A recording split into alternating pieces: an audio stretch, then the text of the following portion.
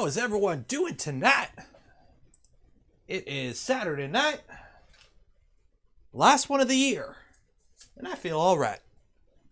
How is everyone doing? It begins. Another build, another Voron. As the warrior poet CJ once said, "Ah shit, here we go again." Yes. We are going to be starting another build tonight. Well, I won't say starting. This is a prequel. This is the intro, the part 0, the preamble to the build. So what we're going to do tonight, we are going to go through the kit. So for those that don't follow me on the Twitters or the Facebooks, or I don't have Facebook, don't go on Facebook. But if you're not following me on Twitter at 3DP Nero, I now have a Trident kit. It's a Fysetc Trident kit.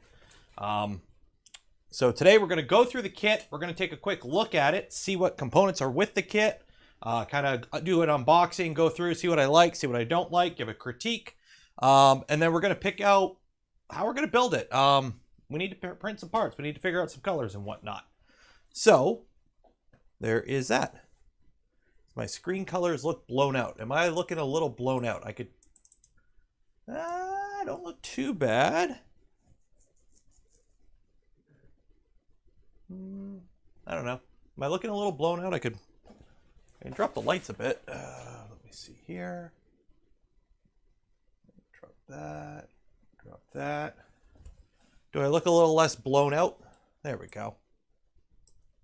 Let's get the music going. It's Christmas time. Let's get some Christmas music. There we go. Hey, KB3D. Okay.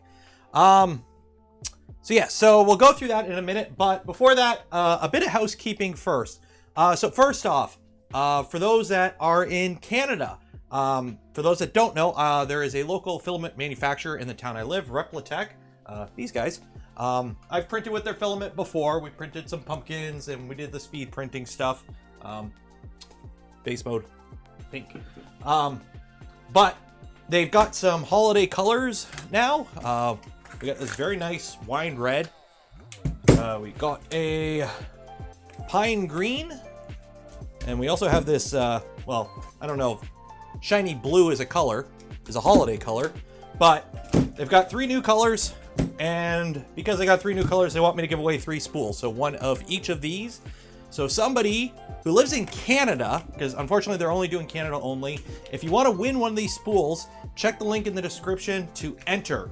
I will draw all 3 near the end of the stream, and we'll just kind of round robin. Whoever goes first gets to pick their color type thing. So we're going to give away some filament tonight. There we go. Yeah, unfortunately it's Canada only. Raptor, if you want to get some Raptor filament yourself, you can buy it from them directly, or you can buy it on Amazon. They do things a bit different with their spools. They are 600 millimeter or 600 meter spools. So with PLA, it works out to about 1.8 kilograms of PLA. So they're not that much bigger than a normal spool in terms of like width, but you get 1.8 kilograms of filament. So if you're one of those people that likes to print like helmets, you don't have to do a filament change. So there you go. They do not fit on the stock Voron spool holder, unfortunately. They're a little too big, so all you really have to do is just take the model into Windows 3D Builder and just stretch it a bit. I've done that. It works. So we're going to give away these. I'll remind you guys about this throughout the stream. Near the end of the stream, probably 10:30-ish. So let me put this down here. I'm running out of room. Go over here with the resin stuff. Oh, and as for the whale, it's called the Whale 2. I don't know how they got that name, but remember the resin printer from last stream? Well, it's printing just fine. So actually, focus. There we go. Yeah, totally not a Games Workshop sister of Battle. Totally not. Printed a bunch of other stuff. So yeah, resin printer, chooching along, pretty good. So update from last week on that. So there'll be a review on that at some point. What else? What else? So this is the last Saturday stream for the year. Unless for some reason I feel like doing one New Year's Day. Probably not, but if I do, I'll let you guys know. Obviously not next weekend because Christmas. So for those that remember, I said on the, what was it? I was going to do 2 streams, the 27th, 28th, and then a 3rd stream on the 30th, a giveaway stream. So those are conditioned on a kit arriving in time, a V0 kit. I'm hoping it shows up on time. If not, we'll just work on the Trident on those 2 days. But the plan was for New Year's Eve, so the 30th, was to be a charity stream. We're going to give away a V0, a built V0. So that V0 that's coming, I'm going to build it. I'm going to give away the built printer. And it's supposed to be a charity stream to raise funds for the foundation or whatever it is E3D is setting up in remembrance of Sanjay. The thing is, they haven't set one up yet, and apparently that takes a bit of time in the UK. So in lieu of that, I'm going to hold off, okay? The reason for that is I feel very uncomfortable doing a charity stream where I'm collecting money and then donating it. I'd rather do the charity stream to raise awareness, to go, hey, go to here to donate, where I'm just, you know, holding the sign up. I don't want you guys giving me money. One, YouTube takes a cut, and then the tax man takes a cut, and then I donate what's left.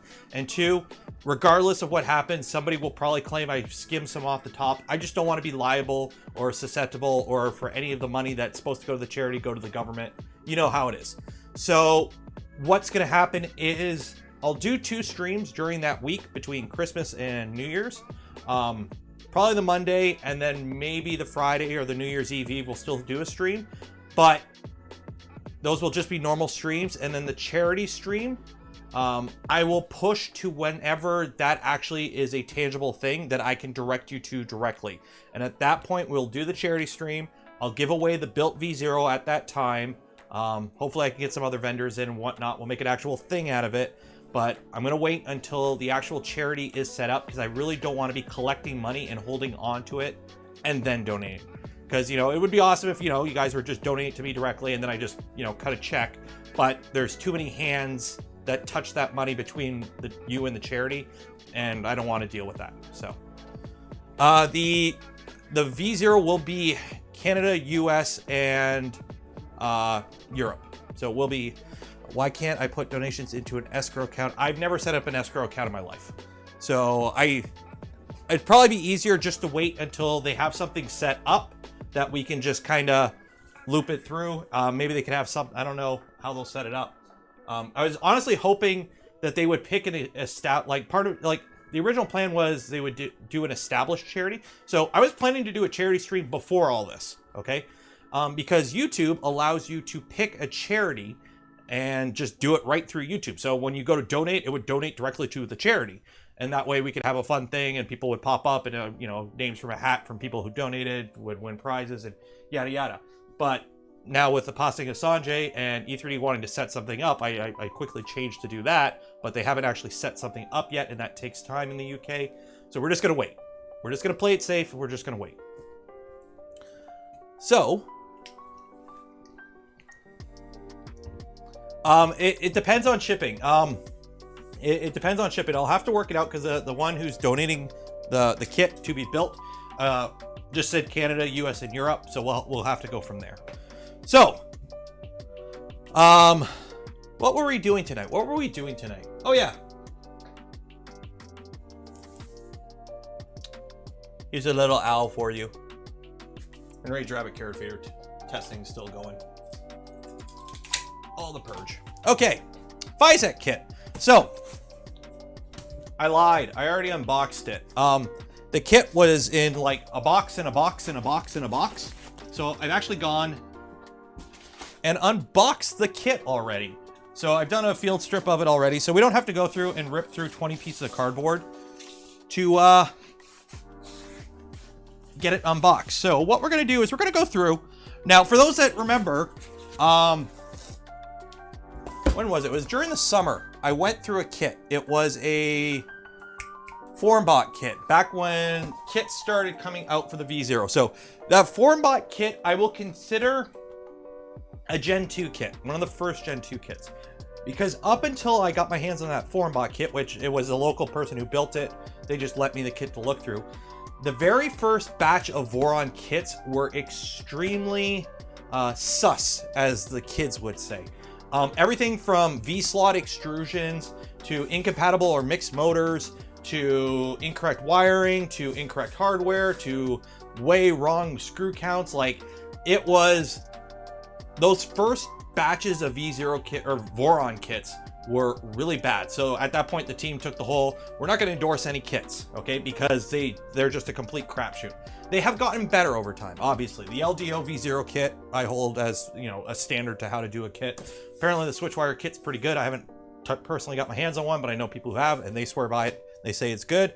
So this Fysetc kit here is, I'm going to consider of the same batch as the new kits, where they're actually taking the time to go through things and just unboxing it. I haven't dove into it, but I have looked at it as I unboxed it. Initial impressions at least are good, but we shall see. Now, Fysetc did send me this kit free of charge on the condition that I do a build on it and do a final review. You know how it is. No money exchanged hands. Words and opinions are my own. If they poo-pooed something, I'm going to call them out on it. So it be what it is. So just looking at the kit though, I'm a stickler for boxing. I know it sounds really dumb, but if you send me something and it's in a nice box and it's nicely packaged and the graphics are good, I'm going to at least assume, since you took the time to put it in a box properly and you made the box look pretty, you also cared about what's in the box. So that's kind of my thinking. So before we dive into this, let me check chat. Okay, Lightspeed, I'll let you know later. It's already unboxed. I spent about 20 minutes breaking down cardboard. So, yeah. Oh, and then I also did get a gift from our friends over in Czech. It's just Czech now, right? Czech Republic? I don't know. CZ. The CZ guys on the Voron group, they sent me a little surprise. So we'll get into that after this. So, starting off, extrusions. So we're just going to go through the boxes as I have them laid out. So every box has this on it. Tells you what's in the box and whatnot. Voron Trident Kit, black aluminum profile. This is a 300mm spec build, if I'm not mistaken. You want unboxing? Here, I'm unboxing. There, it's unboxed. So we have all our extrusions here. I'm assuming these are some extra screws, or are these specifically screws to hold the... These are screws specifically to hold the frame together. And does everyone here know what a Voron Trident is? Should I at least pull up the page on it? I should pull up the Voron Trident page so you guys at least have a reference point. So a Voron Trident is one of the current Voron printers. Let's download the CAD. Download. Manual. Download the manual. And wait 20 minutes for Fusion to open up. So yeah, so for those that don't know what the Voron Trident is, it's a Core XY enclosed printer. It's got 3-point bed leveling, which is the new cool thing that all the kiddies need on their modern printers is 3-point bed leveling, because 4 is not cool enough. You need 3 because planes and whatnot.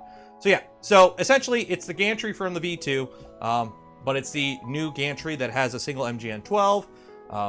From the top part here, so if you look here, all this part with the gantry, that's all basically V2. So if you got a V2, it's basically the same. The difference is the bed is now moving in the Z like the V1.8, but we got 3-point leveling. So, and the electronics are underneath, no more backpack. What's a Voron? Is it an instrument? Is Voron an instrument? Switch the focus on the overhead. I would have to pull it down to... there you go, focus. There we go. Okay. So, hopefully the lighting is okay on the overhead. Yeah, it's okay. It's just the monitor that I preview everything in is sucky. So, the extrusions. They are aluminum extrusions. So they've gone through and done the thing where they pre-cut everything, pre-drill and tap, and then anodize. And I actually like the finish on them. Let me grab a Misumi. Here's a Misumi one. Yeah. So, do I have Misumi extrusions in here? Yeah, these are Misumi. Yeah. So, just to compare finish, this one is the LDO, or correction, Fysetc, and that's the Misumi finish. So the bottom is Misumi, and the top is Fysetc. And they are pretty dang close. Obviously the Misumi one, they don't anodize the ends. But the finish looks good. So black frame, nothing fancy, no colors. I think you have the option of picking colors. This is what they sent me. I'm not going to do a parts count. I'm assuming the whole frame is there. I'll check it off stream because I'm sure you guys don't want to see me counting a frame. But that's what it's in here. We got black aluminum profiles, 19, some screws to put it all together, and some T-nuts. So, make sure I got 19. 2, 4, 6, 12, 16, 17. Unless they're doubled up. Let me check. Double check. Or I can't count. I might not be able to count. I don't know. It's been a long day. I just saw Spider-Man, so. 1, 2, 3, 4, 5, 6, 7, 8, 9, 10, 11, 12, 13, 14, 15, 16, 17, 18, 19. 19 extrusions. Go. Are they cut accurately? Yeah, sure. We'll assume they are. We'll find that part out when we go to build it, if they are cut accurately or not. I'm hoping they are. Are they square? Actually, where is my square?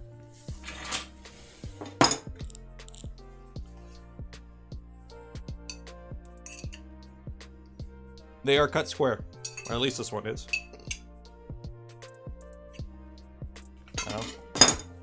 Let's grab 2 random ones. I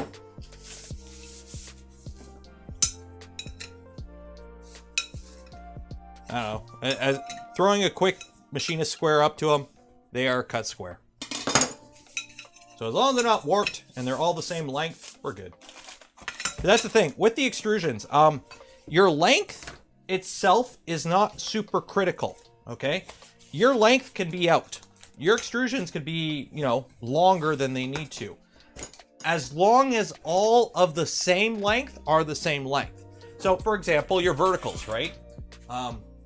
Your verticals, all 4 of them could be out 3 millimeters. Sure, whatever. As long as they're all out 3 millimeters in the same direction, you're fine. It's when they're different lengths among the same. Then you run into issues.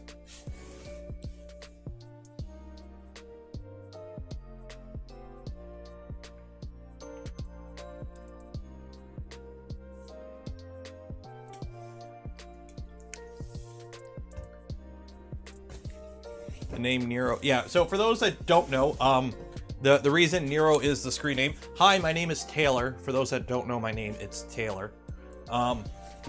Was way back in young days of internet when I needed to set up a Hotmail account. I needed a name for the account, and we had Nero burning software on my computer. Well, the family computer at the time in the living room, and that name sounded cool. So I used that.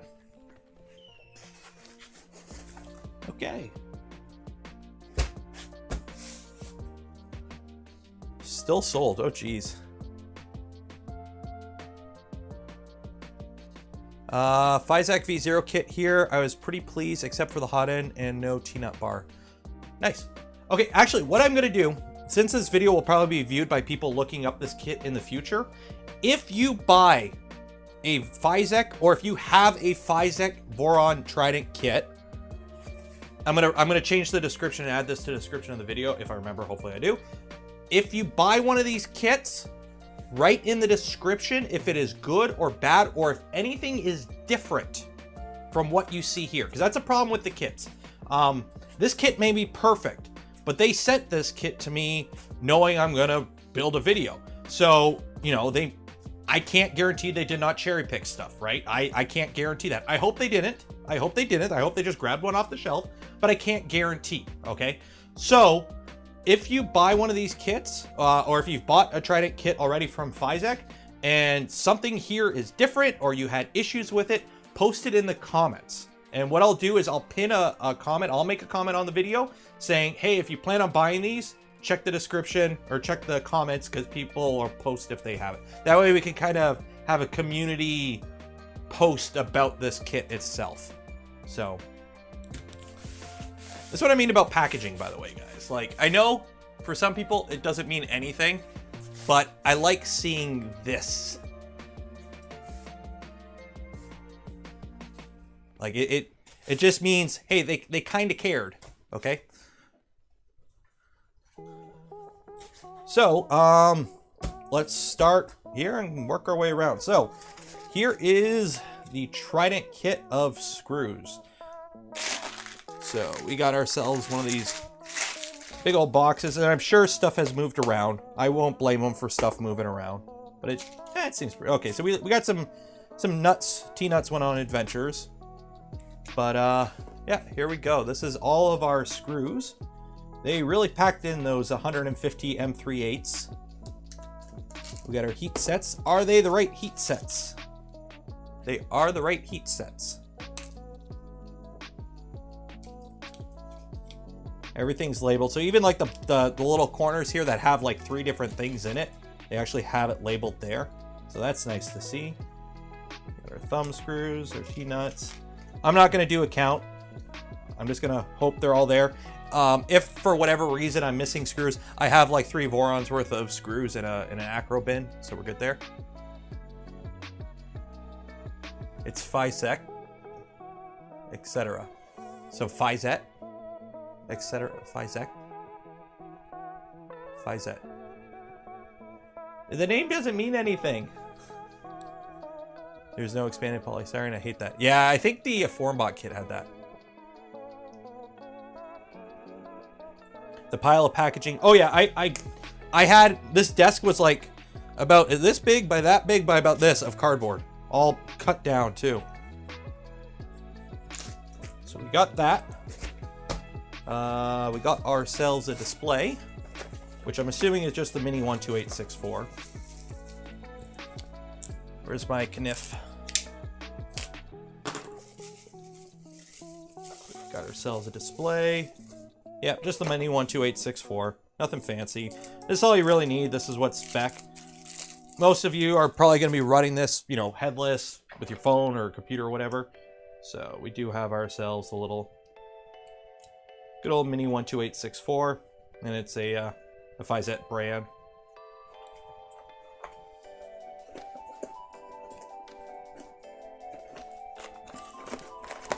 With the cables. Hopefully these cables are long enough to reach from wherever the controller is mounted to this, I'm hoping. Okay. SSR.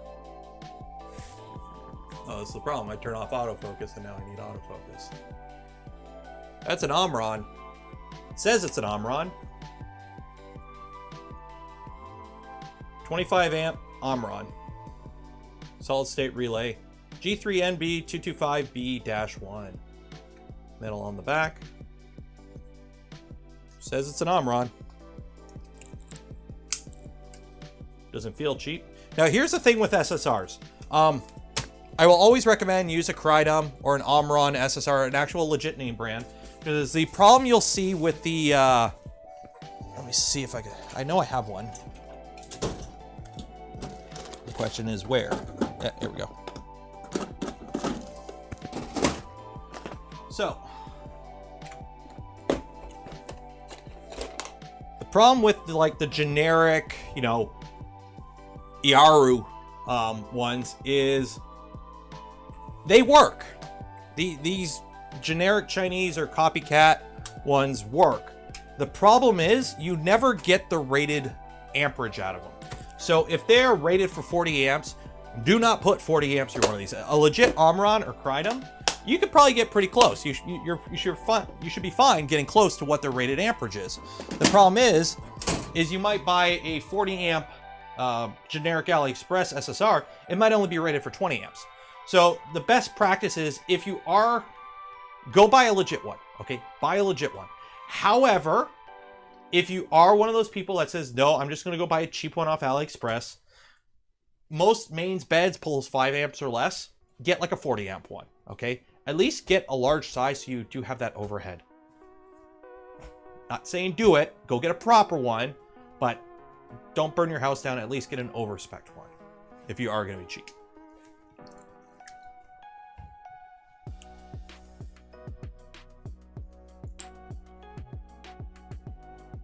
Sad thing about this kit is it comes from China and shipping price is $120. Compared to, that's why a lot of people are buying kits now. Back in my day, when, you know, you self-sourced a Voron pre, you know, the Rona, shipping wasn't that bad because you would just buy everything free shipping and you'd wait 3 months for everything to show up on the slow boat. Now with COVID and global shipping being, you know, garbo, pricing has gone up. Everything's air freight now. So you're paying for shipping for a lot of things. So now buying everything individually gets expensive quick. So yes, it's $120 to throw it all, you know, to ship this big box to you, wherever you are. But buying everything individually, the shipping is going to be more. That's why a lot of people have started buying kits, is simply to save money on shipping. Plus, you know, it's click, click, done. So.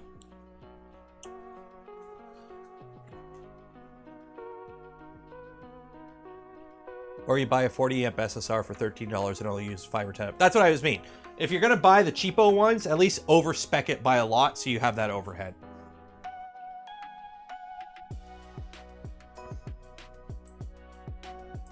Voron Discord will vehemently advocate against buying kits. Hit and miss. Some people are still against it. Honestly, it really depends. The kits have gotten a lot bigger. The problem is, a guy printing, there's still a lot of people, and I still hold the mentality that you are throwing the dice when you buy a kit. If you go on AliExpress, let's go up here, and this is the problem. AliExpress is, yes, there are, you know, an LDO kit's a good kit, but you can only get LDO kits for Switchwire and V0 at this time. But if you go on AliExpress, search Voron, you get like random stores of who knows what. Let's see here. So yeah, like the, here we go. Oh, hey, it's a Fysetc Kit, Voron Trident. Oh yeah, this is the XJW Tech Demo Board store. Who's that? You know, okay, there's Fysetc, yeah. Foreign bot. You see random pop-up shops that will sell kits, and you kind of are really rolling the dice. The thing is with a kit, just be aware, if you've never built a Voron before, you never DIY'd a printer, you should at least know what you're looking at when you go through the kit. You still have to inspect the kit and make sure that random kit you bought actually has a decent SSR. A lot of them were coming with like some gold brand SSR, which wasn't the greatest. Or random controller boards or whatever. So yeah. But yeah, even foreign bot kits. There was something with the foreign bot kits lately where they had wrong type of screws or something. Something was screwed up with them, or the size. They were missing extrusions or something. There was something with them. So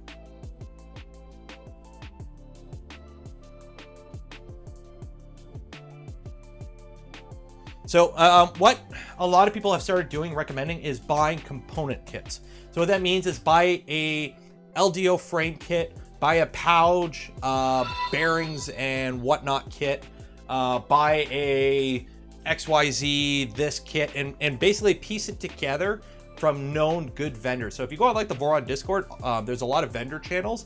A lot of those vendors sell Voron components. That's the only reason that we would let people, if they're on the Voron Discord, they sell Voron stuff, or filament. So if you want to, you know, piece one together from various sub kits, that's also another safe bet. Creeping Death, thank you for coming a member. So moving on, so SSR, Raspberry Pi. So we got a Pi 4 Model B 4 gigs of RAM. So that's actually surprising. I thought this would be, most kits I've seen are Pi 3s. So this is a Pi 4.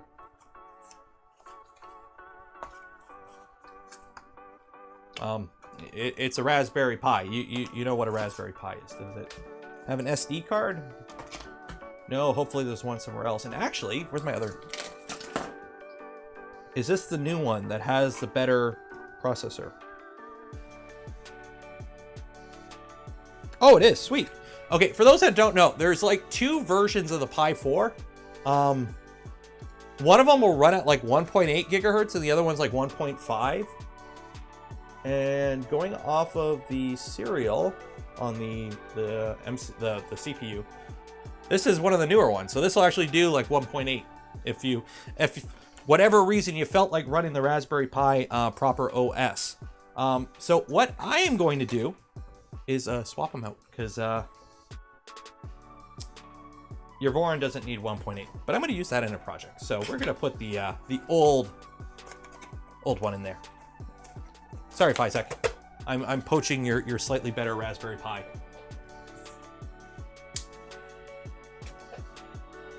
Shh. But yeah, it's a Pi 4. Pi 4s are like $100 right now. Thoughts on the whole cults thing? I didn't really look into it too much, but apparently they're kind of being dicks to some creator, refusing to pay him out, and then they doxed him. I'm not something like this where I don't really, I'm a very third party in this. I'm just gonna say, if you want to get your pitchforks, get your pitchforks. If you just want to delete your account on there and move on, do it. If you don't care, But from what I saw, you know, you got to be careful anytime you read anything on Reddit because it's always one-sided. But I wasn't involved in that, and I just read like 2 lines about it. So, soon buying a Voron kit will be buying. It's like people right now buying built PCs to rip the graphics card out and then sell the PC. Okay, so Meanwell LRS 255. This is to power your Raspberry Pi. It's a Meanwell. It's a Meanwell. Looks like a Meanwell. It's got the sticker that says Meanwell. It's heavy. Feels good.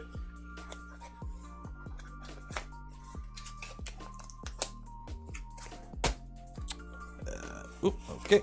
What do we got here? Trident kits, SPDT KW10 limit switch, and steppers. So, I believe this comes with the Spider 2.2. You only need 6 drivers, so they only give you 6, which, fair enough. And it's the Fysetc drivers that have little whales on them. So that's how you know it's a Fysetc driver. It's got a little whale on it. And then, the heck is this?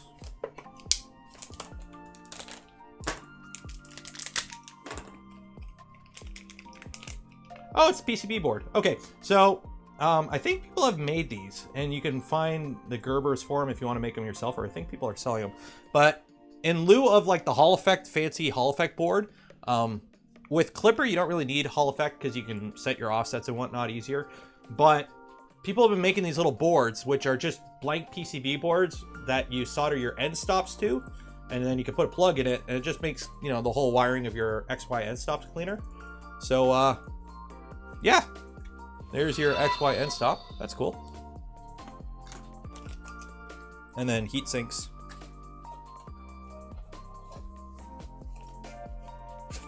Tony Galati, thank you for becoming a member. It says Meanwell on the PCB, then it's legit. I can't see a PCB in there. It's too many components.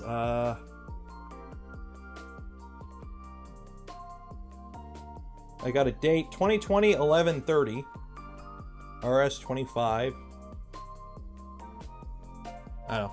We'll check the bigger one, the LRS 200, when we get to that.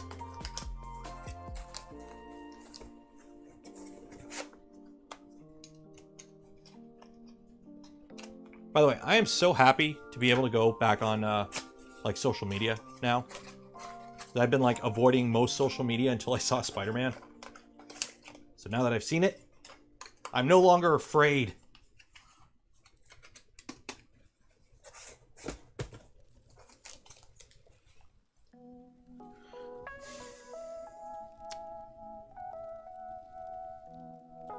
For the tool head, I don't know. We haven't got to the tool head. I purposely didn't really look at a lot of this. So they included this. This is for your cable management. The V0 kit, the LDO V0 kit has this, but it's like snap-on. You put your cabling through this and this top cover comes off. I'm not going to take them apart right now. Okay, rails. So we've got MGN 9s. Okay, so we got, these are your Zs. You got your 3 Zs, which are MGN 9. You got your Y, which are MGN 9. And then you got your X, which is MGN 12.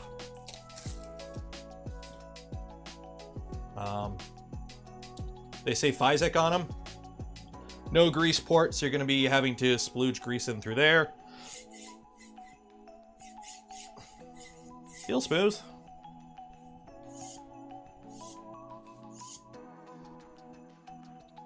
No extra play. Feels good. What about the MGN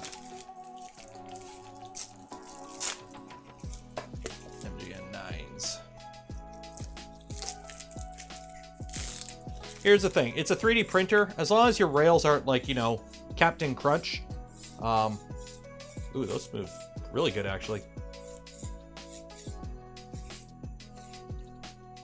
The ends are nicely cut. No rust. I don't know if they're stainless.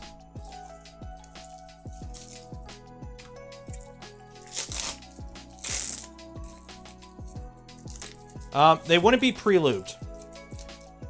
Normally the rails come shipped in an oil for rust prevention. They usually are not lubed. And if they are lubed, they're lubed with oil, which, no, you want grease on bearings. Bearings, you want grease. And you have to pack bearings with grease. I think I'm actually going to do a video on that tomorrow if I have the time. I've been meaning to do that one for a while. But how to properly pack bearings, because bearings like grease. Oil, I find, doesn't last that long. You want to pack your bearings with grease.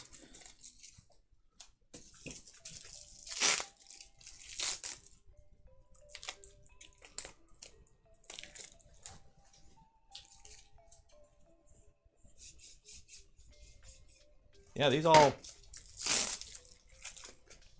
feel good. But they're not Highwind. It's a 3D printer. If you're dropping hundreds on Highwind rails, buy better filament. Just buy, you know, Gucci filament. You might as well. You'll get more out of it. Yeah, rails feel fine.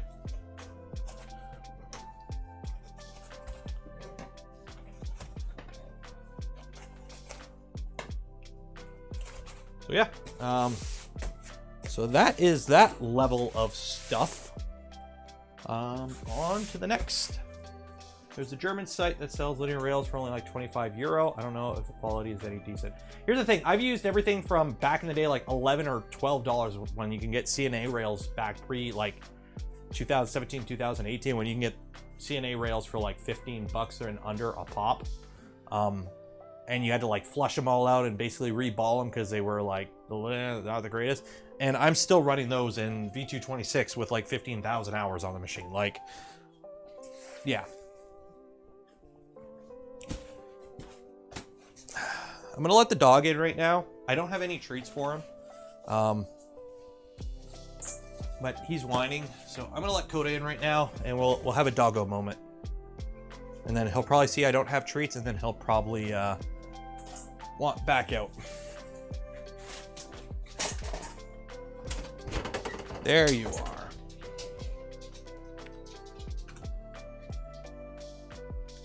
There. There you go. Hello.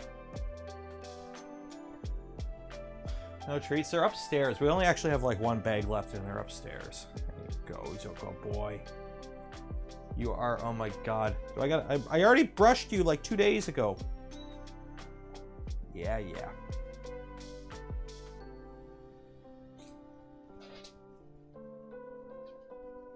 How's your ear doing? Is your ear any better? Oh, a little bit. Should I pop? Oh, he's a good boy.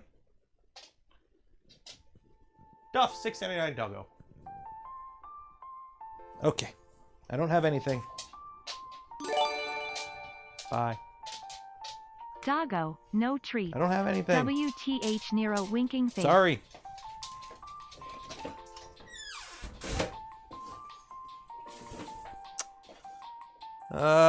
Yep, Duff $6.99. I know. The treats are all upstairs. He gets plenty of treats. He doesn't need more treats. May have missed it. When is the stealth burner scheduled to be released? Okay. I'll let you in on a secret. Okay? I'll let you in on a secret. It's not scheduled to be released. When it's done, it's done. It's still being worked on. Rear wheel drive radio controlled Kentucky. Thank you for becoming a member. Okay. Next layer of things. Zoom out. There we go. So this is stuff. More stuff. What do we got in here? So this one is pretty thick. This layer is pretty thick. Another box of stuff. So this one's got inlet heater, thermistor, end stop cables. So it looks like a bunch of cables. So we've got our inlet, which I like to see. It's the generic, hopefully it's okay, generic China one. Got a fuse in there. These aren't the greatest. They do work, but just keep an eye on them.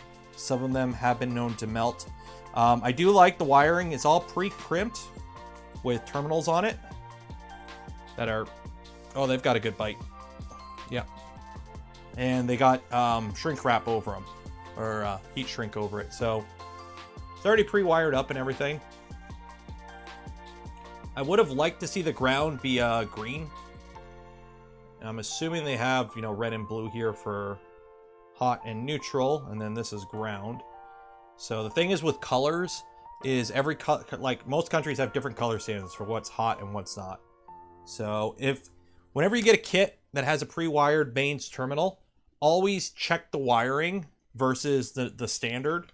Like check the diagram to make sure it's wired correctly, and you are wiring, you know, positive to positive and negative to negative. You don't want to feed, you know, positive to ground or something like that.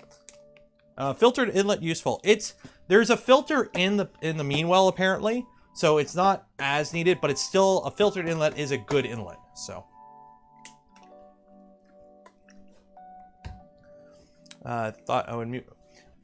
I have one right there. I have a stealth burner in there. I've got ones going in here as soon as the mount for the Revo 6. Like, it's nowhere near done, guys. Like, it's got like, it doesn't have all the hot end supported yet. Like, there's still no like Revo 6, or there's no V6 variant of it yet. So I need one of those. So even I'm waiting on CAD. So this is end stops for, looks like Z. So it looks like a lot of the wiring's like pre-done. So we got a little extension here. Doesn't say what it is though. I don't know what this is for. Don't know what that's for. There's your Z end stop. Yeah, this is for your Z end stop. So for the it's for the ADXL. I don't know. Oh, this might be for I don't know. We'll figure it out. Maybe for the Raspberry Pi. That one. More mains wiring. It's all pre-crimped, it looks like. And those look... crimps are pretty good. The wiring itself is 16 gauge. And it's high strand count. Did they tin it? Hopefully they didn't tin it. Did they tin it? No, they didn't tin it. Good. Or did they tin it? can't unwind it. It doesn't look tin, but I can't unwind it. I don't know. I'll double check that. But this is your mains wiring. So we're good there.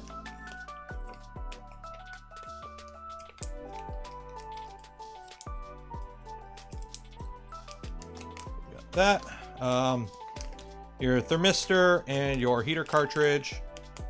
I'm assuming it's a 50 watt, 24 volt, 50 watt, and thermistor is a thermistor. It just says thermistor. I don't know what type of thermistor. Probably a beta 3950 like most of them. Wiring for your motors. So what do we got here? We got Z2, B, A, and Z. So none of these motors are moving through a drag chain, so they're okay to be the generic, you know, PVC wiring. That's fine.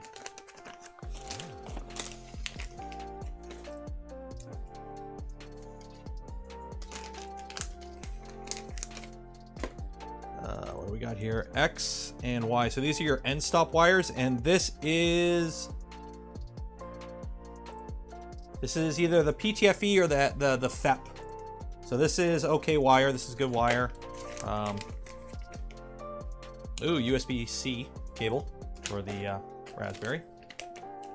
So XY wires are pre-done already. So that's good. I'm assuming heater wire and an end stop. I don't know what that end stop for. This maybe it's the extra. But that's probably heater wire.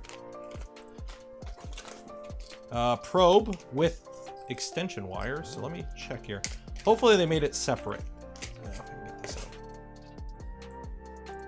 out. Okay, so yeah, okay. So this is something I'm gonna have to fix. It looks like they're assuming you're just gonna run your probe, which it is the knockoff Omron, which I run in some of my printers. They work pretty good. But they're assuming you're just going to feed this cable right here through your drag chain. I wouldn't, personally. I'm going to replace this with a different cable. And then they have a little adapter here. So I'm going to replace that with a proper cable. Like, I have plenty of FEP, so, or PTFE. They're not in random bags. They are at least organized by type. It's better than throwing all the cables individually into a box. We got our thermal fuse, which is 15 amps. It'll pop at 125, which is what you want. And then we have a generic SD card here for the Raspberry Pi. Midas, class 10, 8 gigabyte. Is it really class 10, 8 gigabyte? I don't know. But we shall see. The plan is, for the most part, I'm going to build this and run it with everything they sent me. So if it's good, it's good. If it fails, it fails. Echo 2 Papa 2, $5. Thank you, appreciate it. That kit comes with Spider. It can run the Pi directly from the controller without needing the 5-volt meter mount. Correct. You are correct. But it's still on the spec sheet, so they included it. Okay. Voron Trident kits. More generic stuff. If that kit comes with a spider, okay, it can run Ethernet the Pi cable. So directly hopefully they from have the a controller Keystone without switch. needing the 5V main well. Some JST connectors with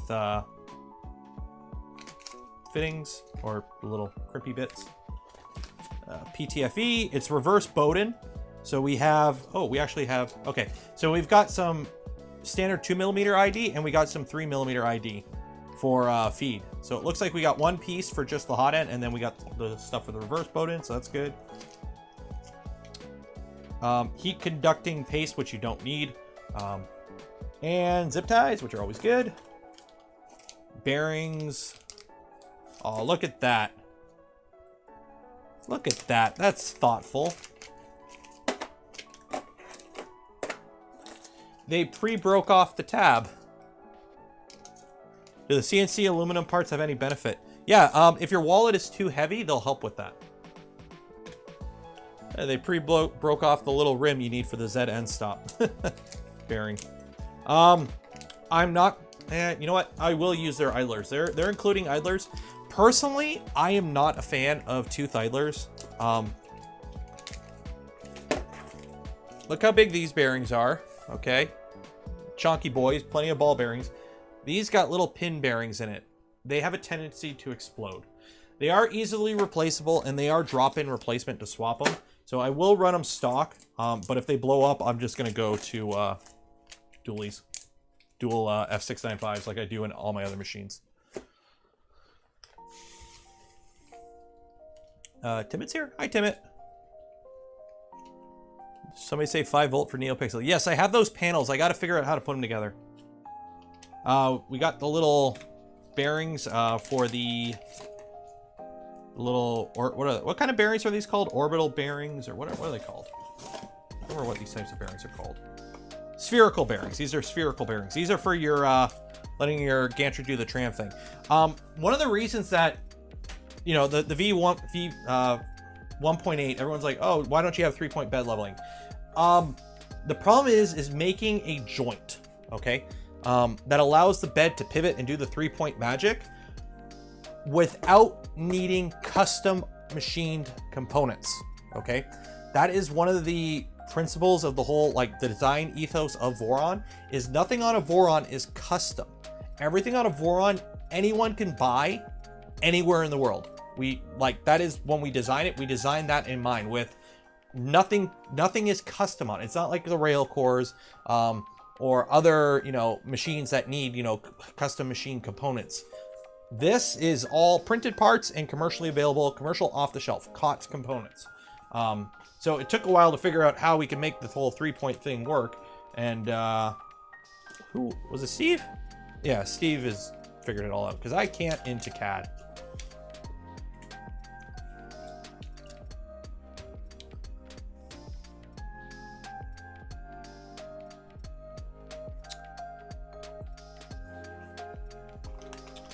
Okay, going on.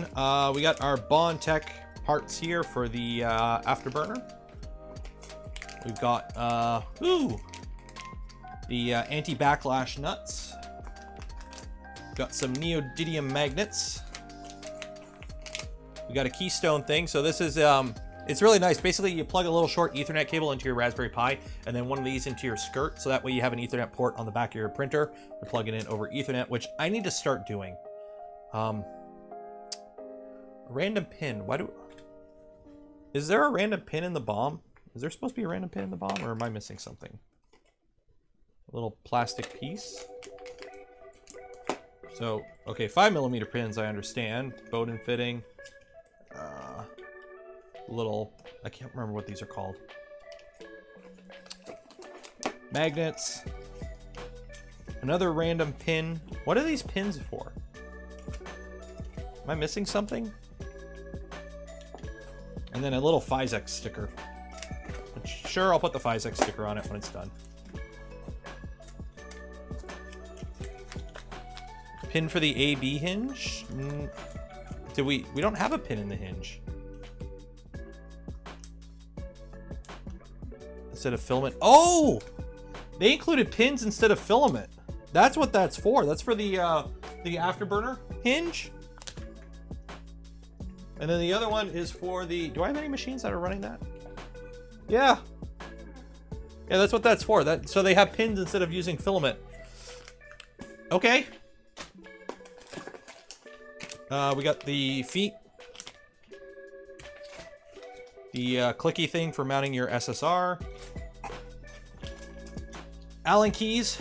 These keys I've been seeing a lot lately, and these are actually pretty decent keys. They're like... I don't know, they're Allen keys. There's nothing special to them, but these ones are actually like, okay. So I've actually been using them to rebuild my kit every time I lose one, because you lose Allen keys. And then we have our belt. I know I'm not going to get it back in here if I take it out, but I want to make sure that it's at least, is it labeled anywhere? Yeah, there we go. Okay. There we go. Gates, pouch, gates. It's gates. Yep, so we got Gates belts, and I'm assuming this is your XY run. So we are good there. So that all looks pretty good.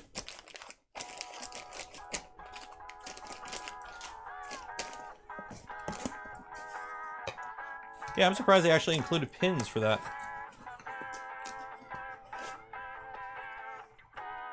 Can I print metal pins too? Just be careful with ball end Allen keys. Never actually use the ball end to torque anything, because if the ball breaks off in the screw, sometimes it can get stuck and you'll never get it out. Steve's here. Hi, Steve. Okay, Voron Trident Kit. Tape, foam, and drag chain. Oop, wrong button. There we go. So, drag chain, is it openable? Yes, it is openable. It would suck if it wasn't openable. We got 3 pieces. Yep. It's M10 by 11. All hunky-dory there. It's drag chain. You know what drag chain is. It's China chain. Probably the Bayfen base stuff. Everyone say hi, Steve. And then we got, what do we got? Tape and foam. So we got the foam and the tape. So is it 3M? It says 3M, and it's the thick stuff. Ooh. Okay, you know it's adhesive is good when it sticks to the bag. So, 3M, VHB. I don't think you're supposed to need the thick stuff, like in terms of width, but that's what I got. I refuse to say hi to anyone. You just said hi, though. And then foam, so... Uh-oh. It's the wrong foam. Okay, so first screw up. It's double-sided foam. It's not supposed to be double-sided foam. It's supposed to be single-sided foam. Oh, wait.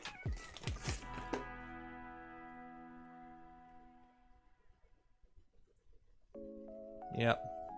I got some thin foam too, and it is double-sided. So the foam is double-sided. You don't want double-sided foam. You don't want to stick your panels on. You just need single-sided foam. So foam with only adhesive on one side. So double-sided foam, no good. I have some. I'll just use that. Like, I mean, you can use the double-sided stuff. It's just, you know, hopefully you never have to take your panels off. Or you cannot peel the other side. That's true. You can always not peel the backer off the other side. Just be careful and hope that it never comes off. Otherwise, you're gonna have a bad time.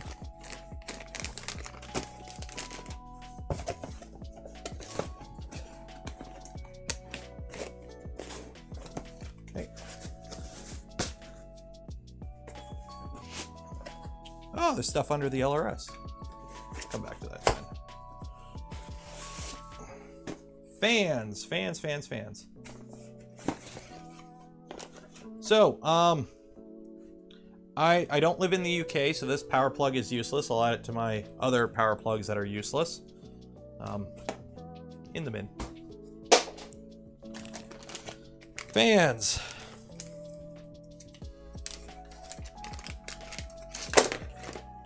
So we have a Kazoo fan, sleeve bearing brushless fan, 24 volt.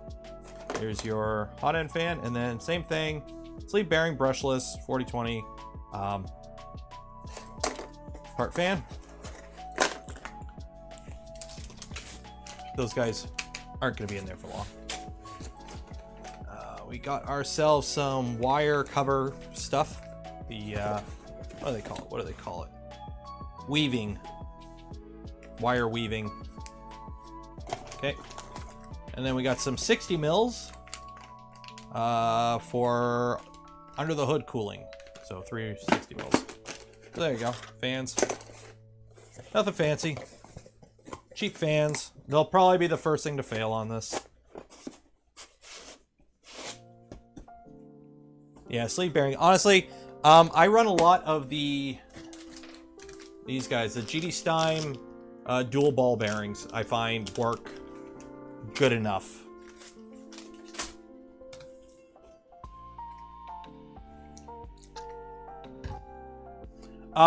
This kit was sent for a review, and they didn't ask for the voltage, because the power supplies you can switch the voltage. So right now I just unboxed this. It says 230. Boom, 115. We're good. So power supply LRS 224. Meanwell, it says meanwell on the PCB, so that's supposed to be right? Do I have? I know I have a meanwell somewhere. Where is my meanwell? Where is it buried back there? Oh my god, how many power supplies do I have? Why do I have so many power supplies? Okay. Okay. So this one is a Meanwell LRS 12, or LRS 212. This one I bought off DigiKey, so this is a known one. They look pretty much exactly the bloody same. The lettering is the same on the PCB. The sticker is different, but the PCB looks pretty dang near identical. Okay, well, we're gonna assume it's legit.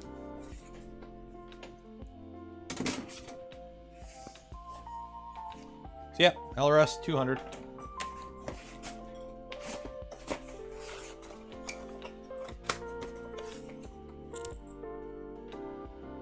I can serial number check. I'm not gonna bother with that. I'm just gonna roll the dice. Hope for the best. Oh, I meant mainly for the plug. Good point. I'm assuming if you go to order this kit, it'll tell you. Or there's a selector. Okay, so the Spider. So this is a Spider 2. For those that remember the original Spider, while full disclosure, I have an original Spider in V2. No. That one has a original Spider 1.0.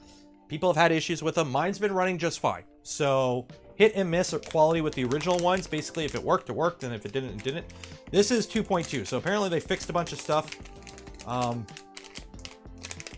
So I actually haven't seen a Spider 2.2. So let's unbox it and take a looky.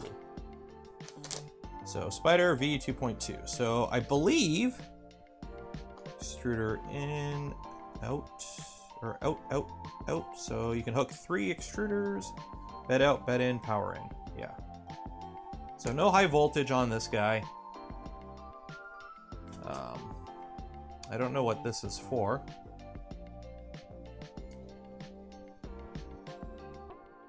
Oh, no, they do have. Yeah, you got 28, 48, or ground. So yeah, I believe you, yeah, so you put this in if you want to run whatever comes out of there, because these two drivers right here are high voltage drivers. Yeah, these are high voltage drivers. So if you want to feed 48 volts to these two motors, you would plug this in and then draw 48 volts. Or if you just want to run mains, like I mean 24, like I'll probably do, you just plug that one in, and there you go. Okay. No SD card, so I'm gonna have to use an SD card to flash it. I'll have to find one. But otherwise, it looks pretty much the same. And then I don't know where it went. I gotta find where. Oh, here we go. It comes with a wiring diagram. So if you got any questions about how to wire it up, this is where everything goes. And I'm gonna follow this. So I am going to wire it up as the chart says, and they have a safety guide on the back. So we are kind of gonna go with how they say to do it. Hopefully how they say to do it doesn't result in fire. Fire's cool, not when it's in your house. Oh, I can flash over a USB? Okay, sweet. So yeah, it's a Spider. So it's a Fysetc Spider. I have a Fysetc Duet too that I bought literally for, you know, this guy when I built my first V2 in 2018, and it's still chooching. Well, it was working pretty good until I took it out because I replaced it with the Spider. So what's the 48 volt high volt is for when you run around high voltage stepper motors. You don't use it for the hot end, you use it for like AB motors, because stepper motors perform better at higher voltages. Okay. Fetus High Flow Dragon is the hot end that comes with this.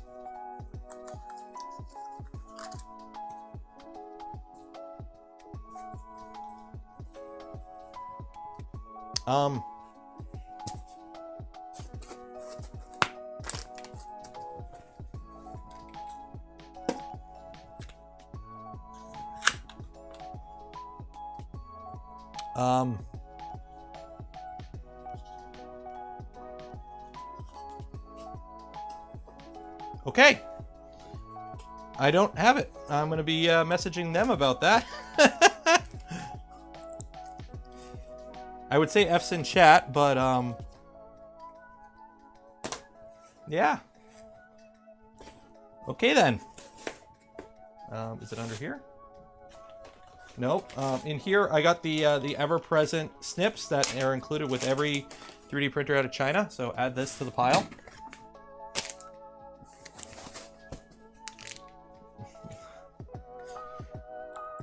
So that's a good segue.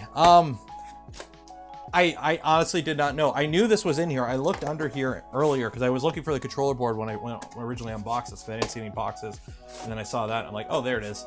And I saw this, but I never took it out. So yeah.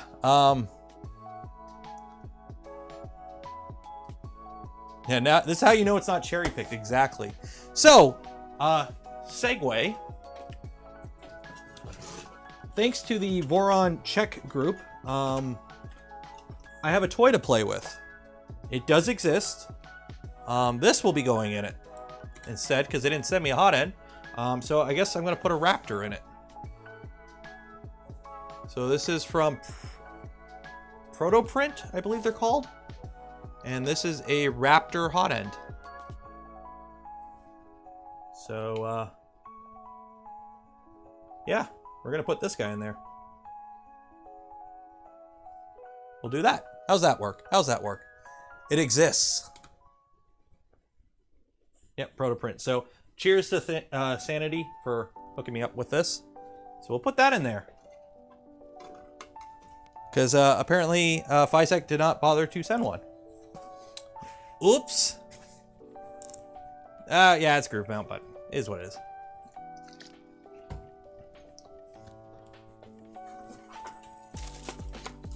Like, I mean, this is groove mount too, and you guys aren't complaining. So yeah, so we'll put that in there. I'm gonna put this box aside. Like, let's be honest, I have a high flow dragon right here. Oop. I have a high flow dragon right here that I could put in it.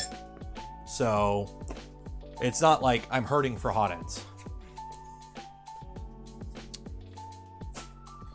And then motors. So we have our extruder motor, which no wiring. Now, George, the Fysetc rep who contacted me about all this, did let me know they forgot to send the wiring for the motor. That is coming in a separate thing. If it doesn't show up, I'll just do my own. They let me know that he accidentally screwed up and they didn't set the right wiring. So, yay, that's on its way. So we have our stepper motor for extruder, 1.8 degree stepper.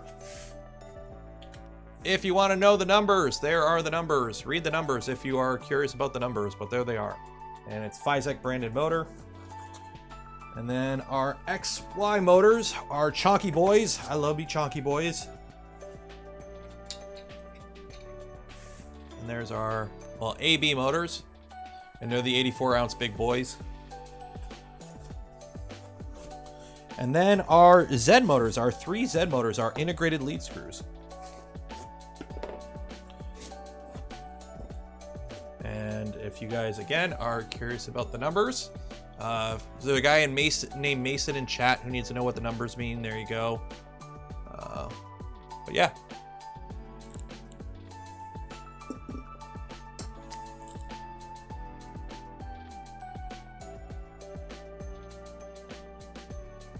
Check the voltage on the bed heater, please. Dust and speed, $5. I will when we get to that.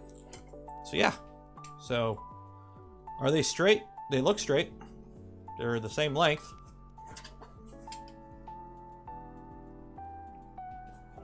I don't know. They're Z motors. They're integrated lead screw. Remember, if you're doing Z with lead screws, you want integrated. Don't. The couplers are bad. Try to avoid using couplers whenever you can. That is like the biggest reason so many people have issues and wobble, is get properly built integrated lead screws. Raymond gets it. There we go. Not sure you like it. That is the proper way to do it. You do not want a coupler. Now, on ball screws and whatnot, yes, you want a coupler. But on lead screws, you're going to get a more accurate motion with having the lead screw into the motor itself. Just hope it doesn't get damaged during shipping. That's the biggest problem.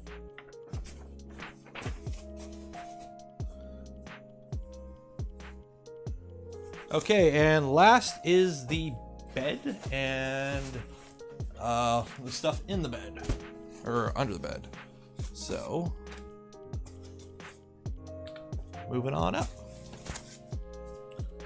So we got ourselves a flex plate. So textured on one side and PI sticker on the other. Personally, I'm a fan of flex plates that are like this. So you can use the texture for when you want the texture, but personally, I'm a fan of straight PI. Scuff it up a bit. It's really good. Nice flat finish. And then also, you can replace this relatively easily. So this, the textured stuff, you can't really replace unless you get a random orbital, grind it flat, and then put a sticker over it. But this, you just, you know, peel it off, get the glue off, and you can just throw a new sticker on. And it still has protective film on it. So I'm gonna leave that on for now. Sticker looks pretty good applied. A little overlap, which is good. And I don't see any bubbles. So judging by the marks I'm seeing, it looks like they used a cold roll laminator to put this on. So it's looking pretty good. Not sure about the texture. It's not that aggressive. I'll say that. It's not as aggressive as the LDO stuff. I will say it's sticking to the magnet pretty good. The magnet wants to grip it. But yeah, I believe it's a 300. Oh! No, this is a 350. I thought this was the 300. This is a 350. Okay, I guess I'm building a 350. So, for those that don't know, the Trident only goes up to 300 on the Z. So this will be 350 by 350 by 300.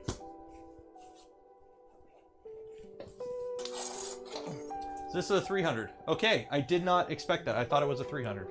Or this is a 350. I thought it was a 300. Oh, 250Z? Is it 250Z?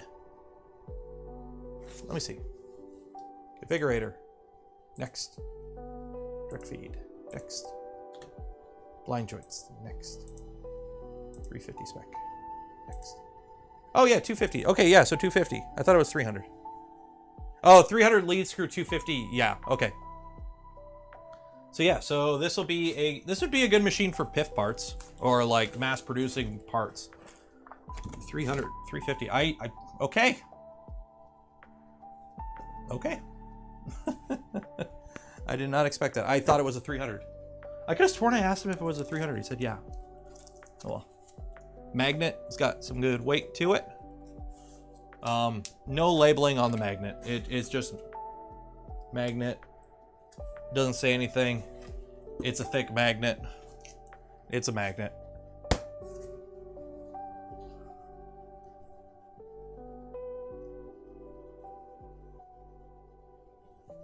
Do the rails match? I'm hoping they do. They should. So let's see here. Oh yeah, these. Now I'm looking at the these rails. Let's see here. Show that. So yeah, the longest extrusions are these 470s, which are, I don't have longer than 30. So 470, so 30.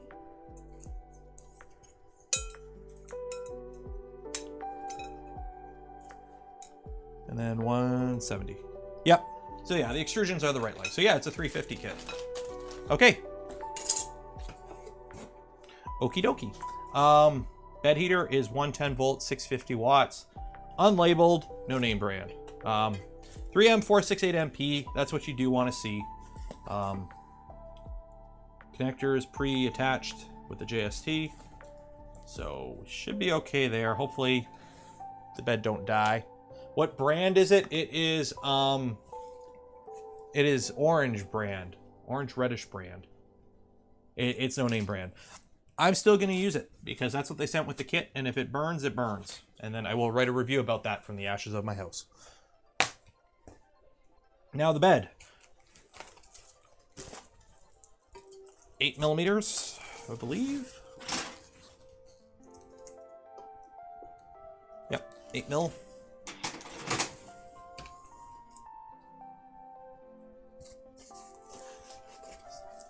And I'm not going to unwrap it yet, but we've got 3 points up front. Okay, so yeah, so it mounts like that with the 2 in the front, 1 in the back. So there's your front, there's your rear. You got mounts for your thermal fuse and your ground. Good. So let me actually, you know, screw it. Let's see how flat it is. Because I've got my piece of granite right here.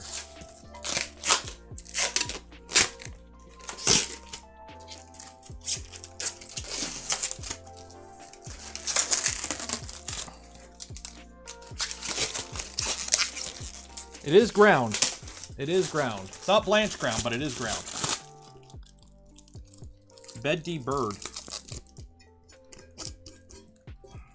It's not sharp.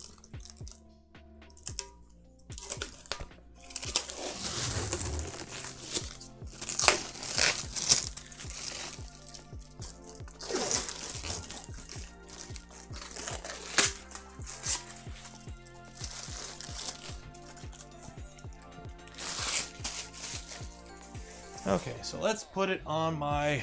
Now, full disclosure, this is not a layout table. This is not a Starrett calibrated pink quartz granite or layout table. This is a chunk of quartz, I believe, that I got from a countertop place that I bought for 20 bucks. So, is it the flattest thing in the world? No.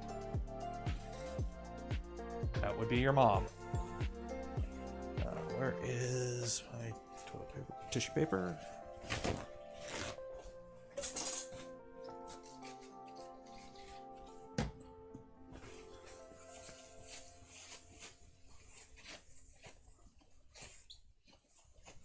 But it's a good kind of idea to give us an idea of how flat this is.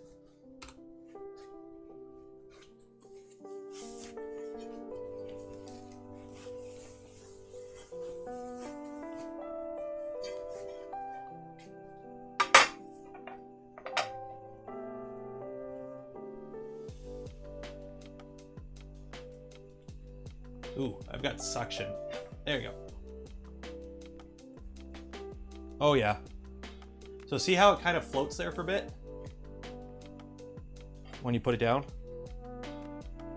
And then you can't. Corner to corner, I got nothing.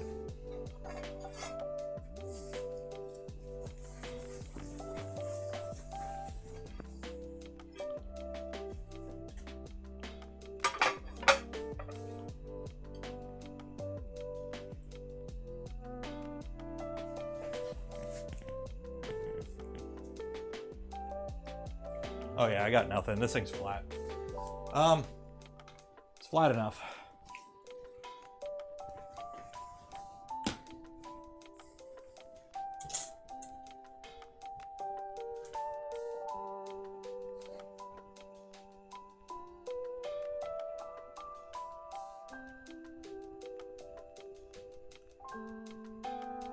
$8 millimeter or 5/16 is usually the spec. I think on V0 we recommend 1/4 inch, but honestly it doesn't really matter. For the V0 at least. But for the bigger the bed, you want a bigger plate, more thermal mass, less likely to warp over a large size. Now, it doesn't say what kind of metal this is. That's the only problem. So, put you back in there. Put you back in there. Put you back in there. Oh, there's more underneath. Okay. So let me pull up the actual kit itself. And see if the kit says what kind of bed.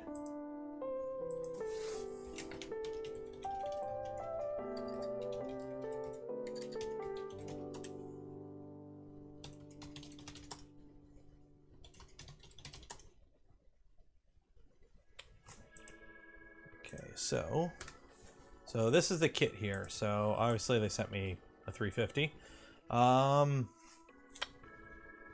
Oh, hello Fusion. Thank you for finally opening up. Okay. The use of a dragon hotend. Oh yeah, that's great. I love the dragon that came with this thing. They're saying mic 6. So is it mic 6? Who knows? But yeah. Chat is flying. Where are you guys flying to? 0.4. It's all up to you. If you want to go beyond 250 millimeters of Z, 2.4. The problem, Z is the lead screws. They don't. The 2.4 scales better in the Z. In terms of X, Y, they both perform the same. Lag. Oop. F. No data. Oop.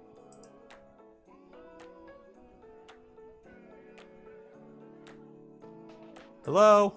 Hello?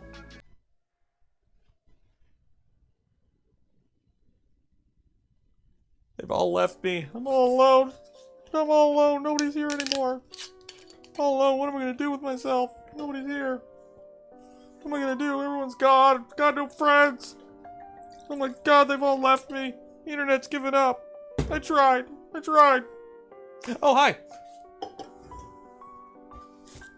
How's everyone doing? Okay, so we're back. Yeah, I don't know. Is it back? It's OBS is saying I'm okay on my end.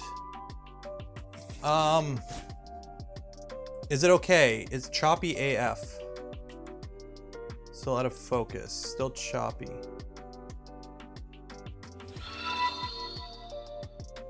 Now we're back. We're back. Justin Speeds, thank you for coming a member. OBS is saying everything's fine on my end. It's showing me green, upload, 30 FPS, no drop frames. Choppy.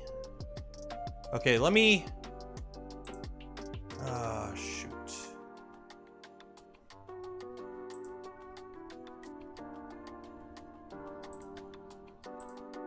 Okay, let's give it a minute. Give it a minute. Started as soon as I opened Fusion. Oh, that's probably what it was. Bloody Fusion.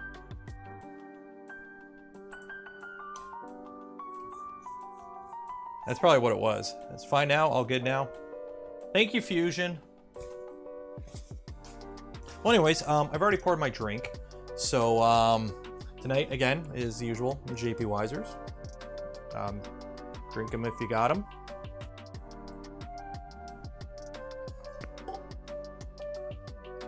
Yeah, I think it might have been... no, I'm not even with Fusion open and doing encoding with CPU, I'm not even hitting 50% CPU usage, so I think that was a YouTube poop in the bed. Okay, underneath the bed was panels. So we've got ourselves our panels. So we've got,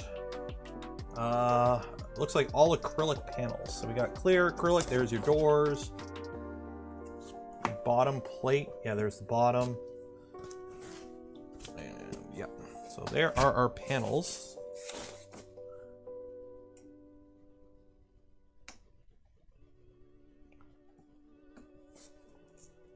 Stream health. What do you mean you're giving me errors? Is it choppy again? What the heck's going on? Let me check. So I'll be back in a minute.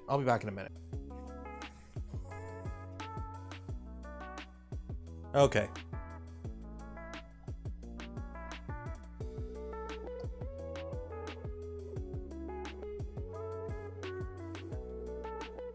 Okay. Try reloading the page, guys. Try reloading the page. Try reloading the page. It should be up again. It's saying it's up again.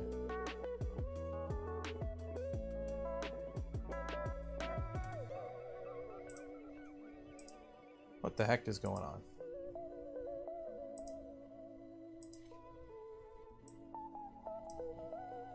Oh yeah, and if you haven't, make sure you, if you're in Canada, make sure you enter for the draw for the spool of Replitech.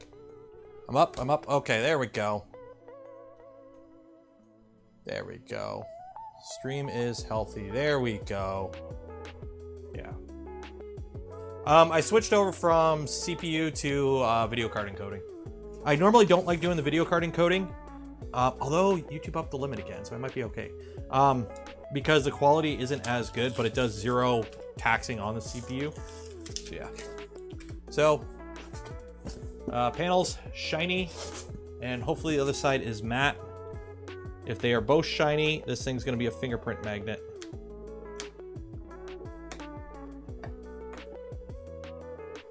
Yeah, this thing's going to be a fingerprint magnet. Hey guys, you can see yourself. Where are you? Where are you? Where are you? There you are. Hey chat, wave at yourself. You can see your reflection. Everyone say hi. Yeah, fingerprint magnets. What about the clear panels?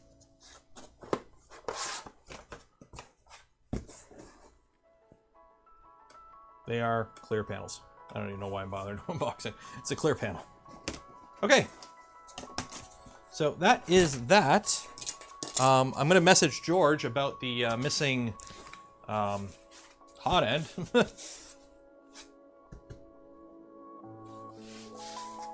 So that is the Fysetc kit. I didn't realize it was a 350. Hopefully I have room to build it. I have no idea where the hell I'm going to put it now.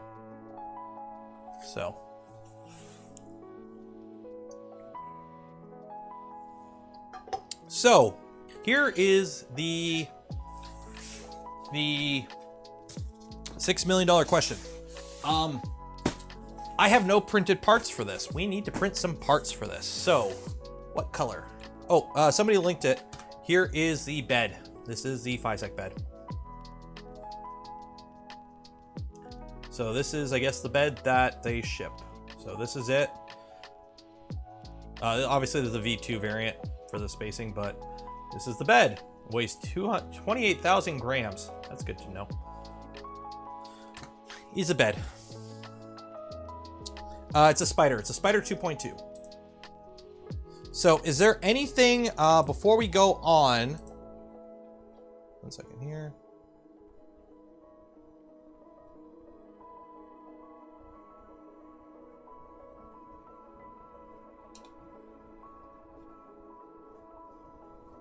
Ooh. 1 second here. Somebody's giving me camera advice. Kilo, that's like a $900 lens. Sigma 16. I'm not streaming Fortnite. I can't use 16 mil. This is 24 mil already. If I go 16 mil, it'll be like, you'll see the whole room. I can't do that. I'm trying to find a 20 mil. I'd like a little bit more field of view. But yeah, is what it is. Okay, so before we go any further, is there anything specific you want me to look into? Motor brand? Motor brand is Fysetc. I already have a 24 mil. This is a fixed 24 mil prime with autofocus. It's I don't even know what brand. It was on Amazon. 18 millimeter. I'd have to move the. I could put the. We'll play with lenses later. We'll play with lenses. So while I think of colors, this was another gift. So part of me kind of wants to print it in orange. I have Prusament now. This was manufactured in-house by Mr. Joey P himself, okay? Mr. Joey P made this stuff, okay? So, and it's orange. So part of me wants to print all the main parts in this guy in orange and then print the accent in black.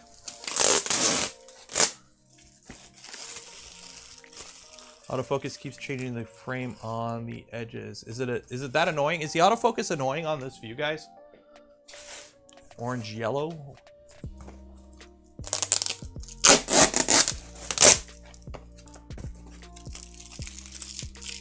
Orange, white, and black. Do I have white? I don't. Do I have white ABS? I have hips. I have hips. I don't think I have white ABS.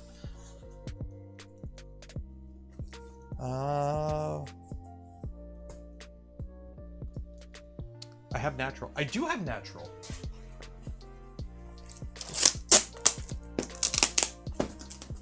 I don't think I've ever actually printed with natural ABS.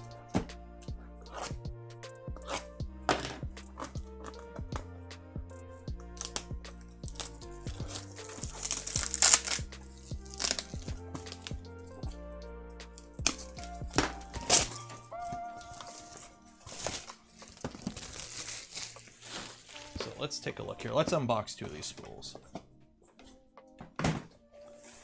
So Prusa. Last name, a man from Czech Republic, named after a printer. That's okay. Filament, noun, a fine thread or wire used as raw material for fused deposition modeling 3D printers. I did not know that. Did you guys know that?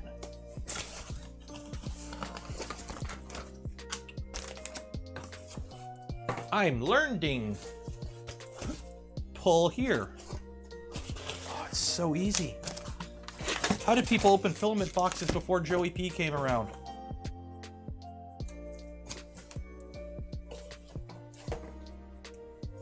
Okay, so, oh yeah, okay, that is actually, open this stuff up. Oh, it's a resealable bag. Oh well.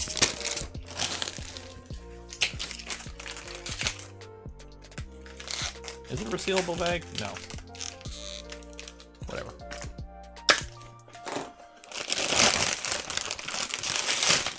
Ooh, that is a really nice orange. I will say Prusa does have a really nice orange. So, what do you guys think? Orange primary, white or natural ABS secondary, black extrusions. That color camera sucks for colors. I'm liking that. I'm liking that. I'm liking that. Yeah. I like that. I like that idea. I like that idea. Yeah, this camera colors suck. This orange is orange. And speaking of filament, if you want a chance to win, again, one of the 3 spools of here is red wine. 3 spools of Replitech PLA, and you live in Canada, link in the description. Enter that contest. I'm going to do the draw around 9:30. Load up Fusion and try out the colors. Boom. Oh god, it's been a while since I've used Fusion. Okay, hide the panels, hide the panels. I don't want to see the panels. So is there a way I could select all the primary colors? Because I don't want to like go through and like change the color appearance. Or how do I change the colors in Fusion? Or no, somebody has a website. There's a website for this now, isn't there?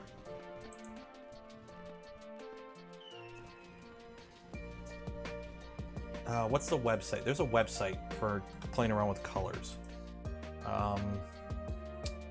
Somebody link it to me on Discord.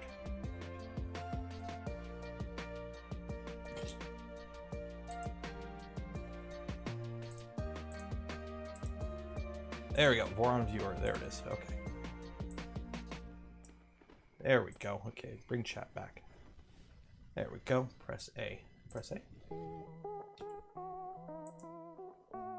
Oh, there we go, okay, colors.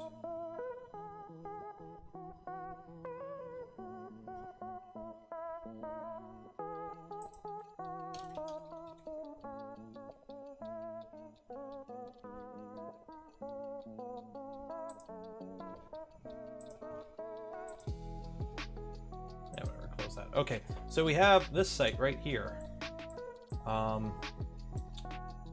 Explode model. How do I hide the panels? Hide the panels. So Trident. Okay.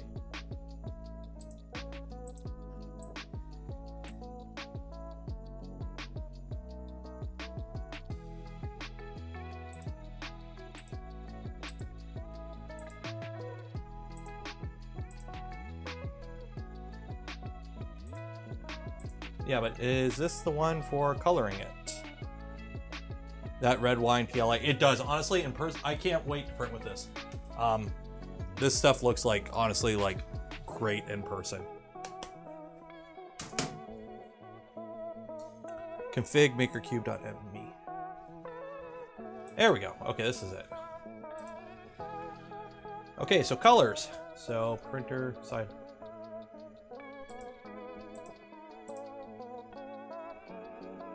So we're gonna try it. Clear panels, so no panels. You can't see the panels. So colors, background. The frame is black. Solid panels, base, accent. So base is orange. That don't look orange. What is the F code for Prusa? Prusa orange. I'm on the wrong site. What? Orange color code.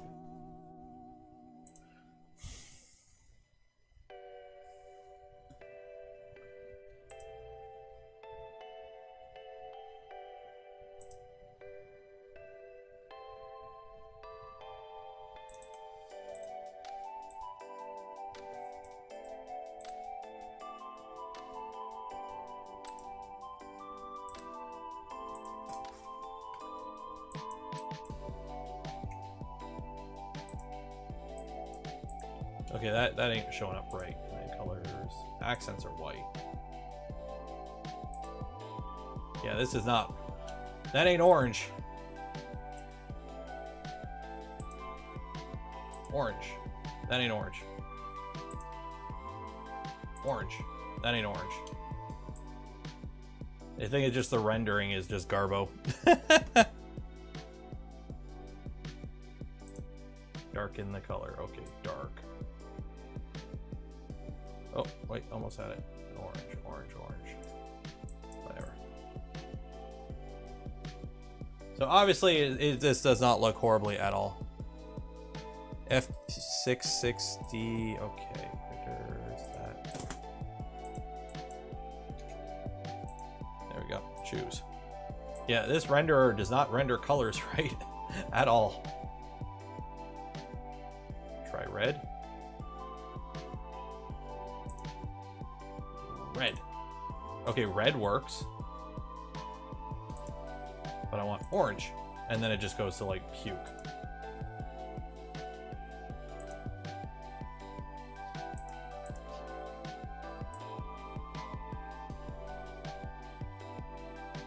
There we go. There we go.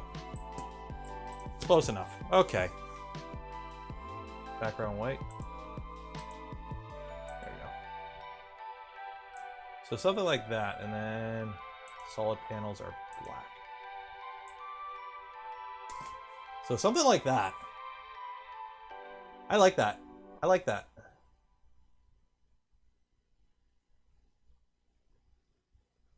I like that. What do you guys think? Looks like a Prusa.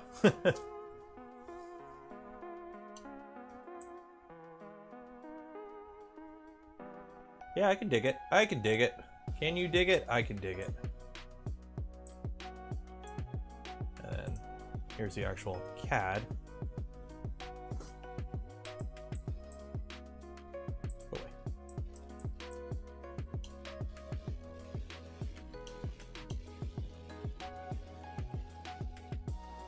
So yeah.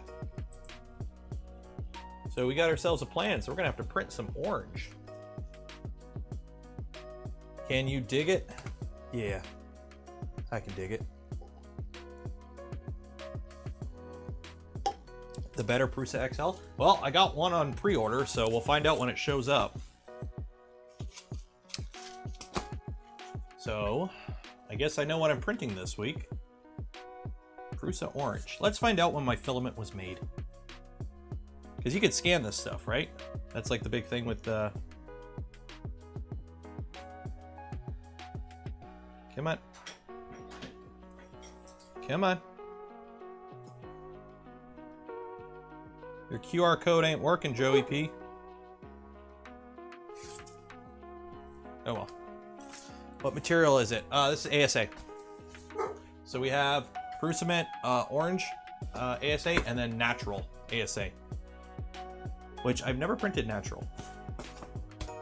Try on the box. Where is the box?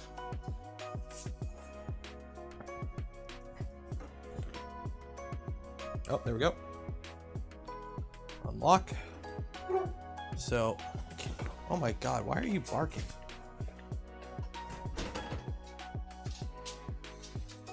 So this filament was made on, oh. There you go. This filament was made on August 9th. It weighs 860 grams. Wait, it's not even a kilogram? Wait, Proof Cement sells it by the weight, including the spool? Seriously?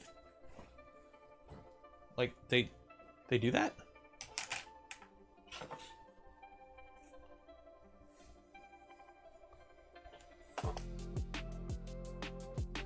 It's not even right, because it weighs 157 grams, or 1,057 grams.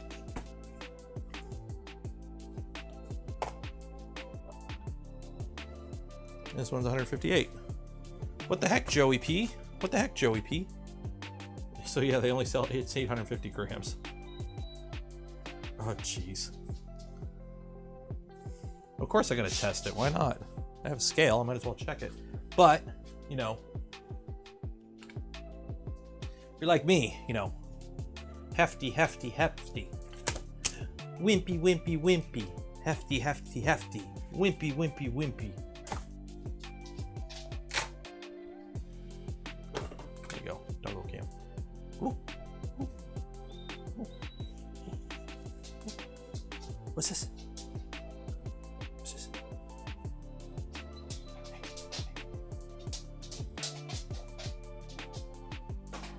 Go bug Mama. She has all the treats. No, Mama has them. I don't have anything. You ate them all. You got fat. No, Calvin's sleeping. Calvin's sleeping. You want pets?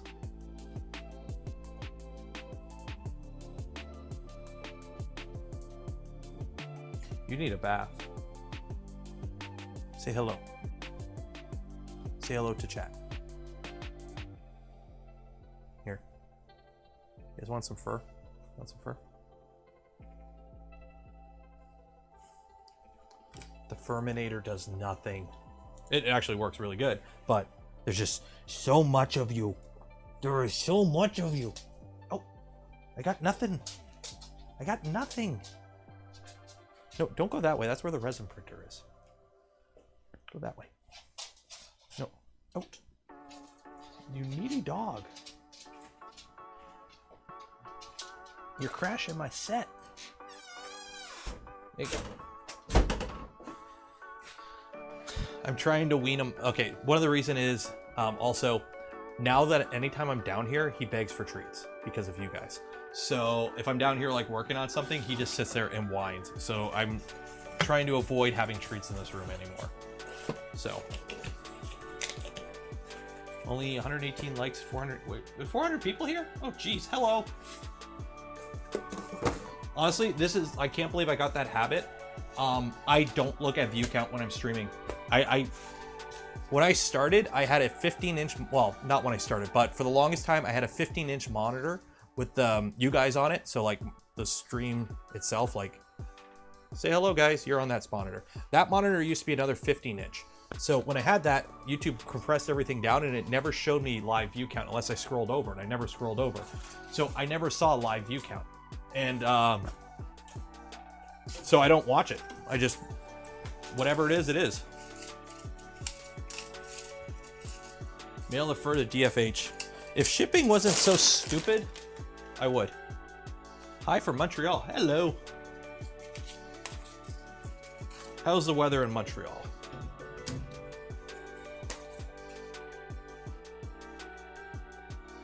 Everyone should try putting baked beans in Croc shoes. No.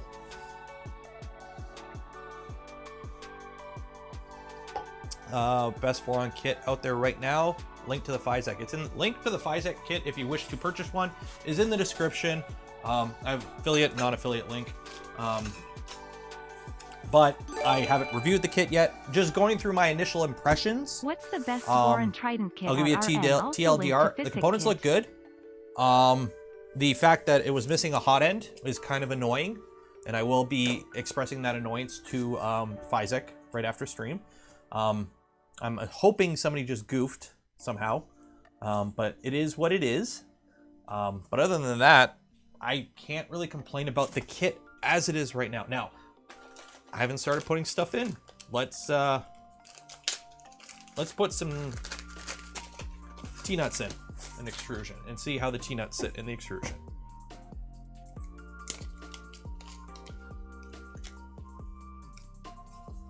So, how do the T-nuts go in? Oh, actually, they go in quite well. They actually go in very well. Okay, so the snap-in T-nuts go in very well. So that's good.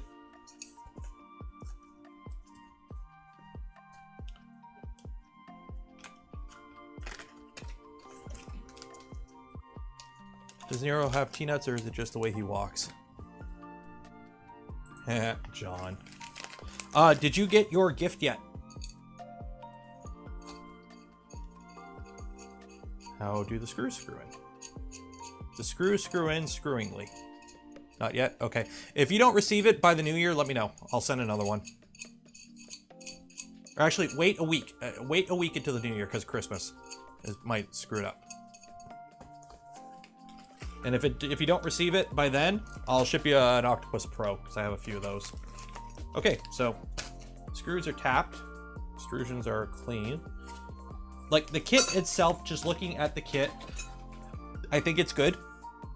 This is, again, anything I say on my show, on my streams, on my YouTube channel is not an endorsement from the Voron Design team. While I am a member of the Voron Design team, anything I say or do on this stream, unless otherwise specific, is my own personal opinion and does not reflect the opinions of the Voron Design team. So that's why I say things like, I endorse the LDO kits because I believe they're of good quality and they're worth the money. As for this kit, the initial impression is good. I haven't built the printer yet, so I won't give it a stamped yay or nay.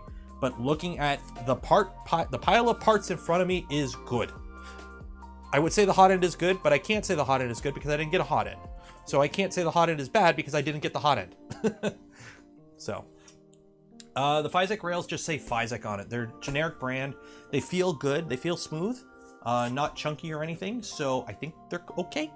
So we'll kind of have to go with that. 5 Formbot kits. Everything was okay. The wires are FEP. The wires that go in the wire runs are FEP, except for the wires on the... I need more room. The probe. It looks like the way they set the probe up, they assume that you're going to run the wires that are attached to the probe, the inductive probe, all the way through the drag chain. Don't do that. So... probe in here. No, probe's in, no, is it in here? No, other one.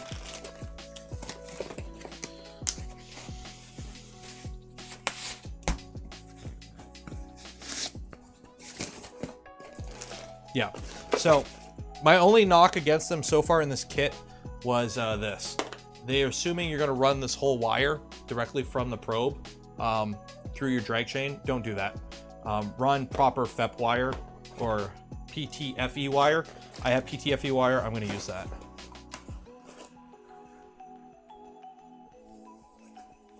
By the way, that my Dragon High Flow came without thermal paste. You don't need thermal paste on Dragons.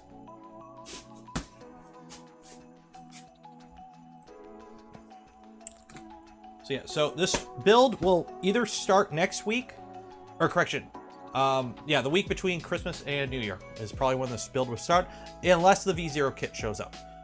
But because of, again, I spoke about this at the beginning of the stream, because the charity stream, I'm pushing back until E3D actually has their charity set up proper. I might push that kit build to then, or at least maybe we'll bounce between the two. We'll see. It depends when it shows up. If it shows up early enough that I can print the parts for it, yeah, it's a green kit. I believe it's a green kit. So I'm thinking if I'm doing a green kit, do purple printed parts. I'm thinking if I have enough purple. I don't have enough purple. Sheet. Oh wait, I do have enough purple. I think I have enough purple. Do I have enough purple? No, that's black. I just want to have more purple. Purple. Buy a Rapido hotend for this. Black ASA, black ASA. I could have sworn I had more purple. I don't know. It's green parts. I might do blue then. Oh wait, I do have purple. Yeah, I got a whole spool of purple and a whole spool of blue. What company? So I might do blue and the problem is everyone does Joker builds. So I might do blue and green because everyone does Joker builds. Skyblock is Pog. Those are words. I hear kids say those, but I believe those are words. $4.99. Thank you, appreciate it. Buy a Rapido. I have a Rapido in Tallboy. I'm going to put a Raptor in this. What company? V01 kit. LDO. Yeah, FEP is pretty much EU compatible PTFE. Build. Where did it says, read the description. It says Voron Trident Fysetc Kit unboxing, planning the next build. Not starting the next build. Although I kind of want to put the frame together. Did I download the manual? I did download the manual.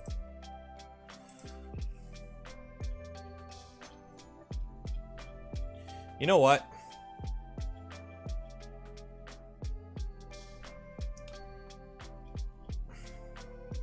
Let's put the frame together. Let's put the box together. Let's put the box of the frame together. I want to see how big this thing is going to be. Let's put the box of the frame together. We're just going to put the box of the frame together. We're not going to build it properly. I'm not going to make sure the corners are square. I just want to see how big this thing is going to be and how much room I'm going to have to work with. So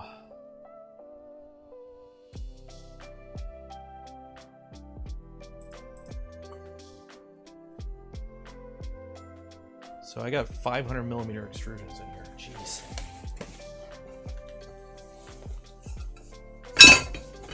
I'm not building the frame square, so I'm not starting the build official. Ugh, I'm just seeing how big the frame is going to be.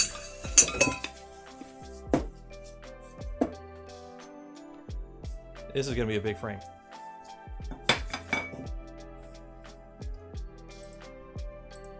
This is going to be a big frame.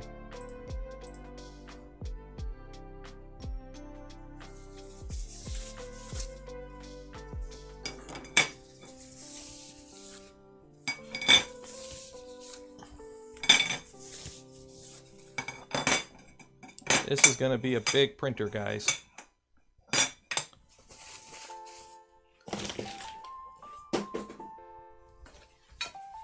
I never do anything because you guys pressure me. I do everything of my own volition and my own accord, right? Even the Prusa. I totally ordered the Prusa XL of my own accord, with no outside intervention or no outside pressure. Why did I pick a Raptor? Because somebody sent me a Raptor. They were very kind to, and this didn't have a hot end. And because I am a 3D printer content creator, and a Raptor is content. So why not? I've got every other hot end in a printer. Might as well have some fun.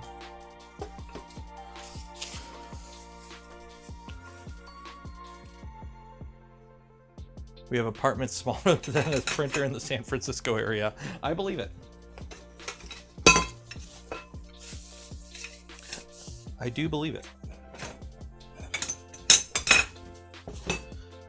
Outside funding of the Prusa XL probably helped though. Well, I mean, if you guys want to throw money at me to do things, like, I'm not saying I won't, but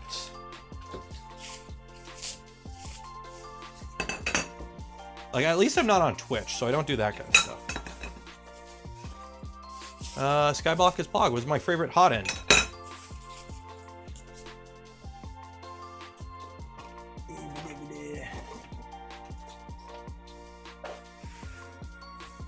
Revo. What's your favorite hotend to use? It's out of focus, so it doesn't count. Although I do have one in here.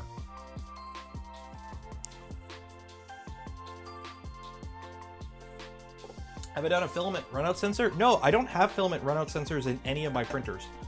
The closest thing to that would be the sensor in the tool head for the Enraged Rabbit carrot feeder on my switch wire.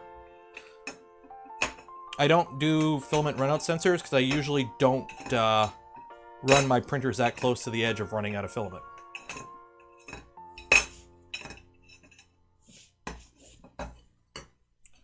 Jesus, this is gonna be a big printer, holy shit.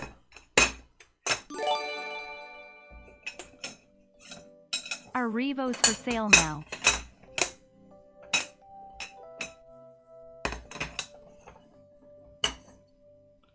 Oh my god. Okay. So we've got...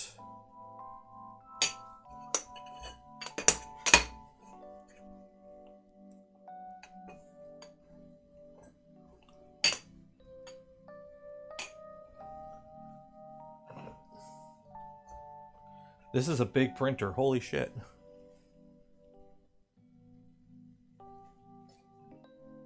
Yeah, okay. So,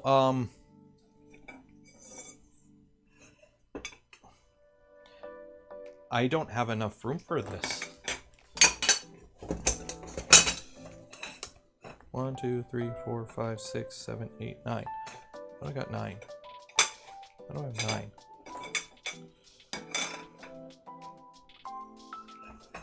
Okay, we'll go there. 3, 4, 5, 6, 7, 8. Arrivals for sale now, $4.99. Skybox with Bog. Thank you, appreciate it. But not yet. They will be by the end of the year, hopefully, and then for I don't know when they're going to be delivered. The passing of Sanjay kind of screwed things up in terms of delivery, so is what it is, unfortunately.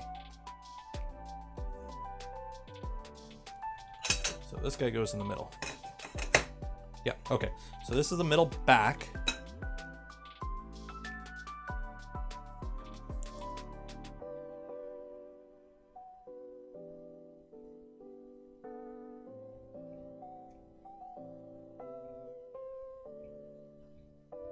Jeez, this is a big printer. Okay, so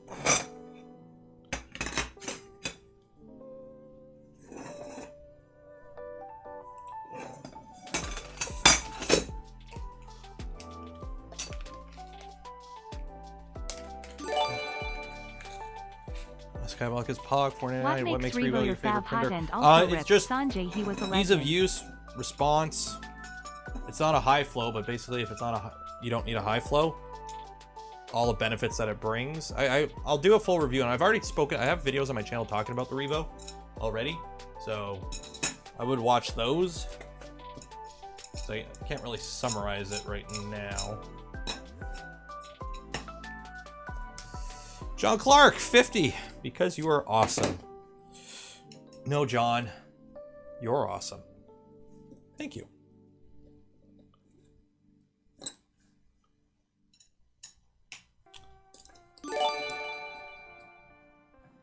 Cause you're awesome. This thing is bloody massive.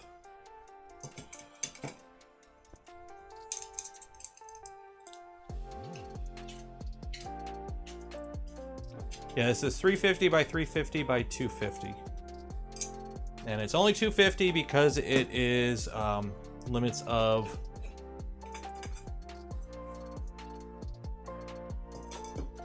the Z lead screws. My Core XY is 500 by 500. You can build it however big you want. This is just how big the kit is. We just don't recommend going bigger than that. What makes the Raptor hotend Brandon different, Etch, unique? $5. What makes the Raptor hotend different, unique? It's a circular ceramic heater. From what I understand, it's designed. The Raptor is designed more for professional use. Like their market is more with bigger prosumer machines like or like commercial machines, not so much like hobbyists. That's why you haven't seen a lot of it. Build a 500 by 500 by 1000. I don't have enough desk space. and I don't print that big. Do I have Skyblock is Pog 499? Thank you, appreciate it. Do I have any problems with bigger size printers, Vorons like 350? The biggest I've built is my tall boy back here, which is 330 by 330 by 380, and it's an oddball size because I reused the frame from an older build, and it's fine. But the problem is Core XY is belt length. Belts don't scale that well on Core XY once you go super big. So you run into issues with the belts being too long, unable to properly keep them tensioned, stretch, bounce, tuning becomes a pain in the butt. It's just, you know, kind of a pain in the butt.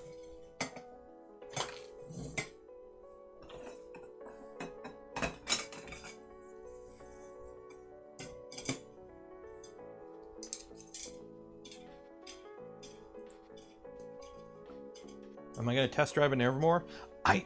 It's on my list of things to do. I just don't really have the time right now. It is on my list of things to do. I'm going to have to start stacking my Vorons. I know. I don't know where this guy's going. I thought this was a 300. Kit come with linear rails. Yes, this kit has everything you need to build the printer. Minus some basic tools you should have, like, you know, wire strippers and whatnot. Although most of the wiring is already pre-done. But you should always assume you may have to redo something in the future, so yeah.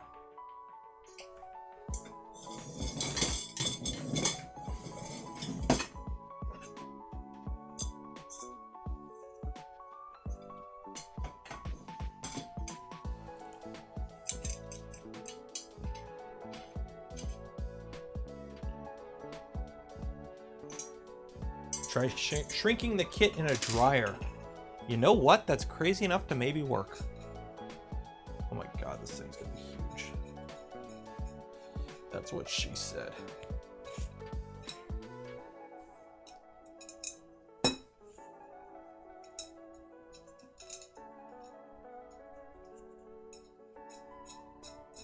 I forget the vertical Z. I do have the piece there for it, and this isn't a final build. I'm just throwing this together just to kind of get an idea how big this thing's gonna be, to see what I got myself into, because I did not realize this was a 350 kit. I thought it was a 300.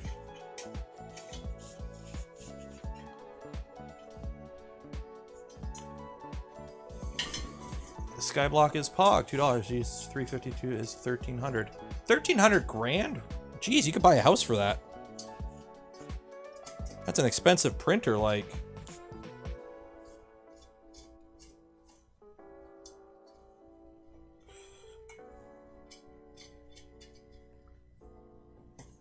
Oh, 1.3 grand. Yes, yes it is. Geez, this 350x 350x 250. And if you were to price it out yourself, it'd probably be more than that.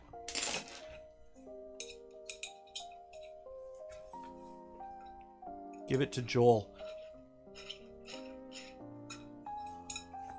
I do want to keep it. I want to have at least one of all the Vorons on hand, just for, you know, testing and videos on whatnot. But I do also need to chill with Joel at some point. He has Vorons. Joel has Voron kits. I think he has a V0 and the components to build a V2. He just hasn't, because he's busy.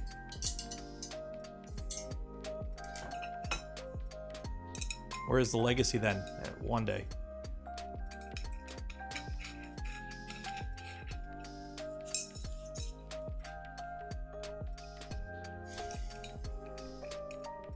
Can I put 8 V0s in this? Not quite. You might be able to fit 2.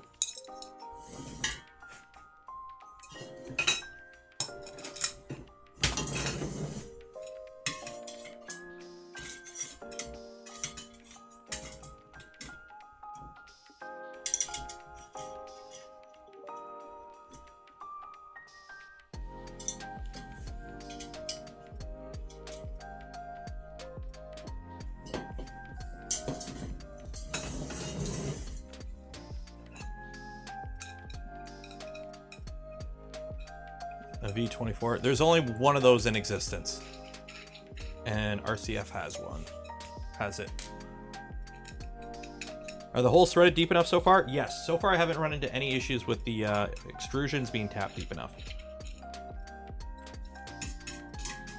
And before anyone says it's rocking, this desk is not flat. That's why I have the slab of quartz there that I will use to properly build this on the next build stream.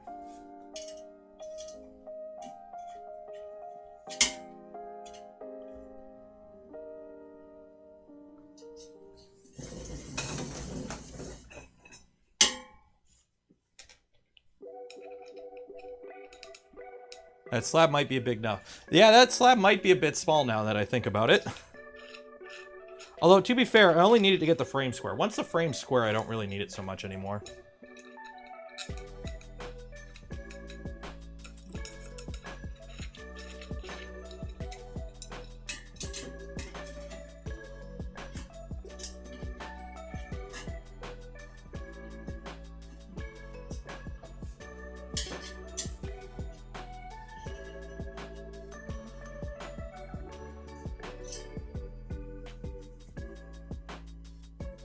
So, that is the frame. Now, granted, the frame is also going to be, let's see here. Inspect, measure.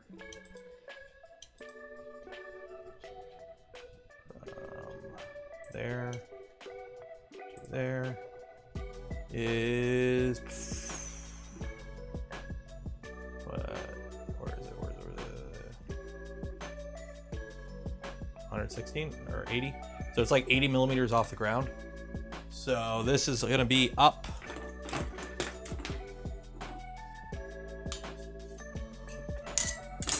Not much. So yeah.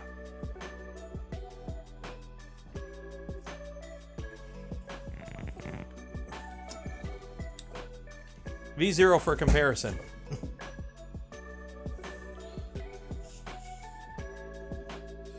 One. Wait, are you? Wait, one second. To someone who hasn't ever built a Voron, really do you think this kit would be hard to build? There. This is a square, right?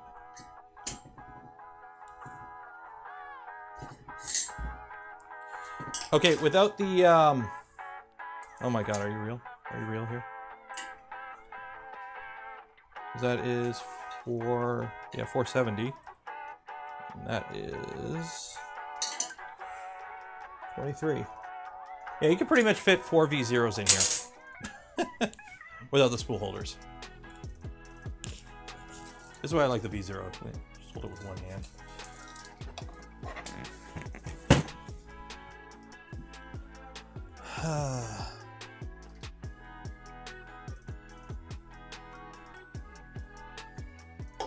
Does this thing have a name? I haven't. No, it doesn't get a name until it's built. What the heck am I gonna do? Where am I gonna put this? Because the switch wire is taking up all that. V0's there. I don't even think it'll fit here. Like if I move get rid of the Trident. You know what? If I get rid of the Trident, or correction, the FL Sun, this will fit here. Yeah, this will fit on the desk. Yeah, I can move Tallboy over and fit this where the FL Sun is. So I'll just have to put the FL Sun somewhere else. Where am I going to put the FL Sun?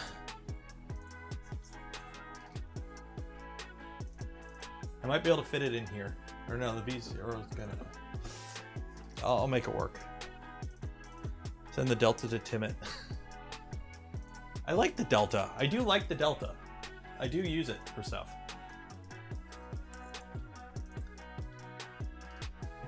Yeah, I'm gonna put it on the floor. Like I already got one Voron on the lower shelf there. Actually, what I need to do is build this out into a proper shelf and put printers under here.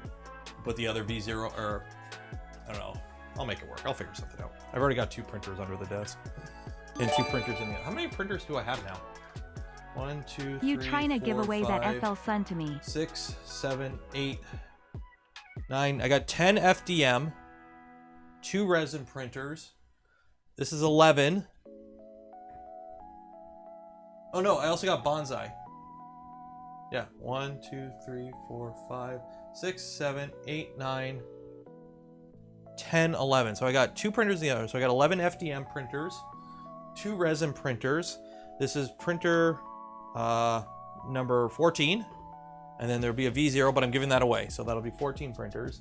That'll be 1, 2, 3, 4, 5, 6, 7 Vorons. Jeez. What the heck am I doing with all these? David's here.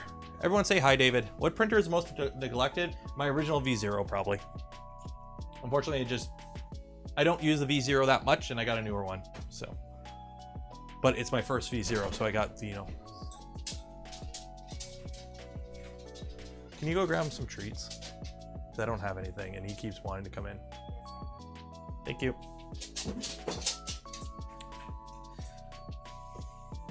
Build a shelf for the small boys. I might do that. I like the switch wire being here because I got the rep box up top. So how many people? Before we go further, let me check here. How many people? If you are Canadian and you want to win one of 3 spools of Replitech filament, enter in the description. There's a contest we're doing, and we'll do the draw at 10:30. So.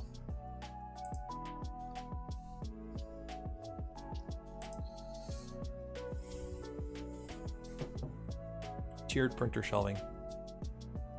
I need like a proper location to do this in at some point. What am I gonna... The problem is I get attached, especially the ones I build, I get attached to. America needs some Replitech. Once the border opens, the thing is we're a border city, so they literally just need to hop in a truck and drive it across the border to drop it off at UPS in the States, because shipping it from Canada really kills a lot of the value of it. So they need to ship it from the States, but the problem is with the lockdown being back in effect, if you cross the border, you have to get a test before you come back. Okay. So, because somebody is being a needy butt,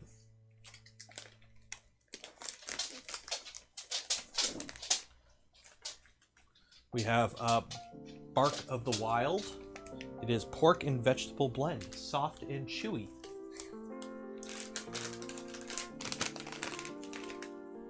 Say please. Sit pretty. Sit pretty. Sit pretty. There you go. Oh, you're getting old. There you go.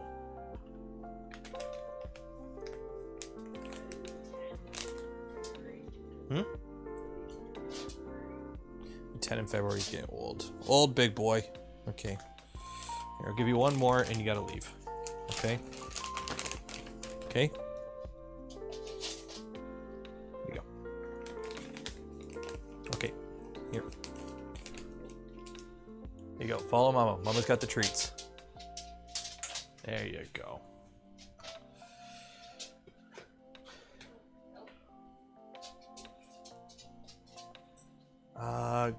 Orange and green? No, I'm set on the orange and white now, I think.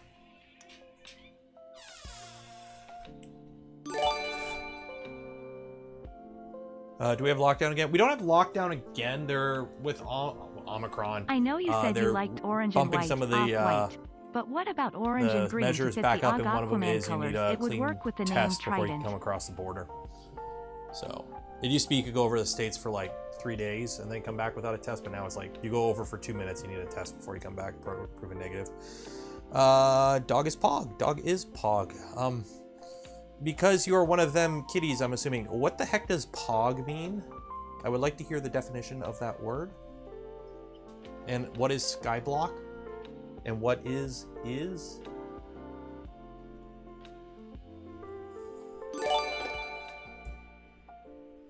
Your Play dog of the is game. Pog. That's what Pog means? Okay. I thought it was just like a made-up word the kids say, because they just say Poggers. And a weird Minecraft. Okay. I remember Minecraft. Back in my day, Minecraft was in, I think I started in 0.12 alpha. Like, I remember when they added creepers. And everyone was like, ooh, that's cool. And then, like, survival mode just started. Like, that's what I remember Minecraft. I remember that. I remember when like bows were added, and that was cool. So it's been a while since I played Minecraft. Back in my day, I remember when this was all cornfields.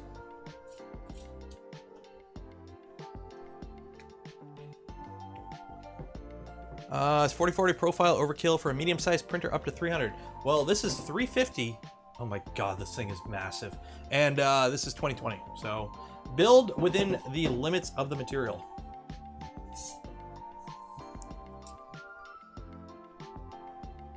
I'm old enough to know Pogs. I remember Pogs getting banned from grade school because so many people were stealing them. Same with Pokemon cards when those first came out. Pac-Man being new. Okay, I'm not that old. Yeah, and then you had the Slammers, and they had like, you know, Elf, or yeah, Elf. Yeah, they had Elf on them. Yeah.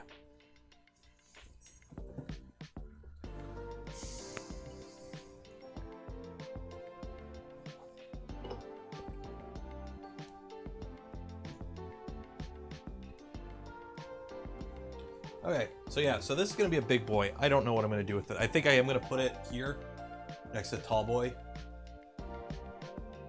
And then the problem is I can't put the Delta anywhere because I can't.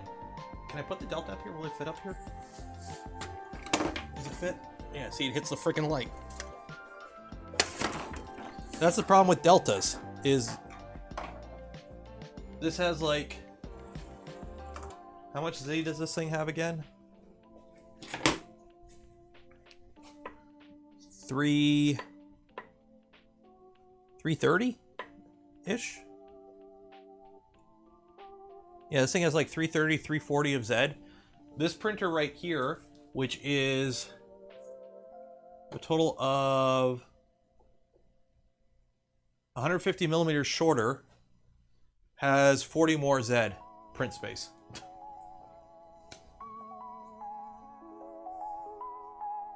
Thick boy?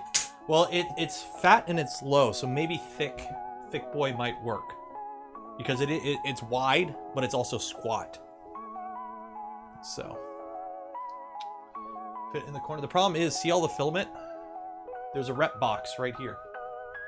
This is my multi-material setup. So, when I want to print cute little owl guys like this, and when I give a hoot about printing, that's all there. So this is like the whole thing is taken up by. So unfortunately, I got like dead space back there, but there's the rep box, and there's the ERCFA. Video on that soon. I need to do a couple more prints to, one, make sure I know everything I want to say about it, and get some more B-roll. KB3D 15. Cheers. Cheers to you. Cheers.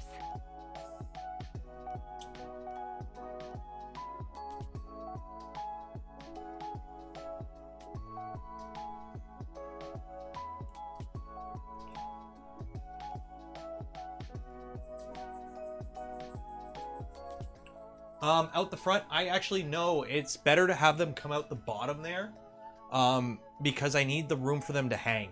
So it actually works. It took a while to kind of figure out how to get it working right, but by having the filament feed in here, and I have these long pieces of basically knockoff Capricorn tubes, so they're like just generic 1.9 millimeter ID. So what happens is the filament just kind of does this and just hangs out here during the retract, and it just hangs there. So if this was too close, it was pulling up and then it was falling out of the Enraged Rabbit. But having it like this actually works pretty good as a buffer system. The only downside is it's a rat's nest, but it actually works pretty good in practice. So.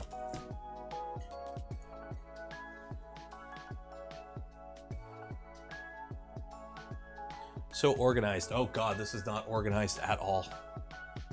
Clicky probe on the Trident. Nope, we're gonna build it stock before we start modding.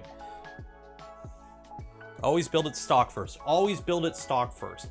Right now, for those in the Discord that are telling new people to build clicky probes, the Discord is inundated.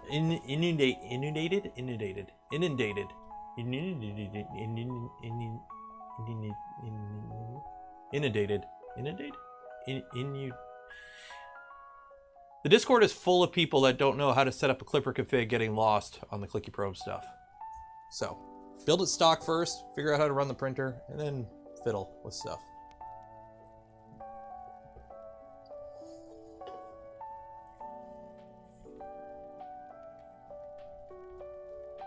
And inductive. Here's the thing. I see everyone's like, I'm melting inductive probes. I've built 7 Vorons. This one has been every iteration of the V2.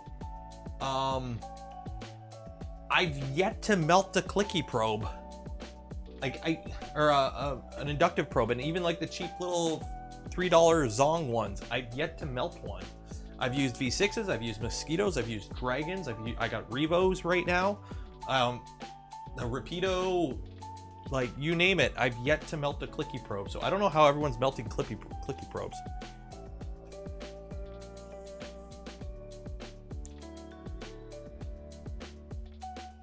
Inconsistent reading. Make sure you're doing the 10-minute heat soak or more. But yeah, I don't know. I don't know if I'm lucky or what, but I've never really had issues. Heated chamber. Well, that's the thing. That's why you got to do the heat soak. Inductive probes drift with temperature. However, at the same temperature, they are always consistent. So if you read it at room temperature and then increase your chamber temperature 50 degrees and then do it again, you're going to get a different reading. However, if you read it 5 times at room temperature, they'll be the same. And if you read it 5 times at 50 degrees, they'll all read the same. So you need to have a consistent start routine to your print to make them accurate in a chamber. And also, they only have to be accurate within the time it takes you to do your bed mesh. That's why we have the separate, Clicky probe to do your Z offset. And for those that, are old school, this is V226, right? This is V226. This is a 26 V2 built. The reason these extrusions are going this way versus, front to back, like on current, is because that's how it was originally. And this plate is actually aluminum, and I have stuff mounted to it because back in the old days, the electronics didn't have a standard and everything was just kind of do what you want. So I mounted it to an aluminum plate, and I would have to redo all the electronics to move those extrusions. But this right here is the original Z switch. It's an Omron probe. It makes a really nice click. This probe is from, it's been running since 2018, never been unmounted, never been unwired, and it's perfect. Got no complaints. Echo 2 Papa 2, $5. I've melted 2 of the knockoff. Oof. I rolled the dice. I think, you know what it is? They were fine for a while, and then they started making them out of, like, here's the thing. Some of them are made out of ABS, and they melt. Some of them are made out of PC, and they don't melt, I believe. There's 2 different materials they're made out of, and it's just roll of the dice which one you get. Rice cooker switch, exactly. The old school V2.0 spec. And I still use it because I'm lazy. If it ain't broke. Sadish, getting oval circles despite good belt tension. Can you suggest any solutions? Message Andre Q on the Voron Discord. He'll know all about eggs. Does 26 fit into the 350? I don't think so. This guy will fit over it though.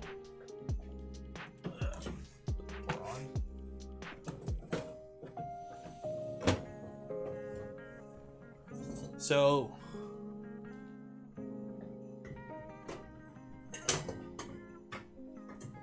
a print fell down.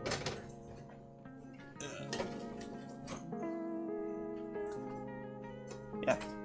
So there you go. It'll fit in there.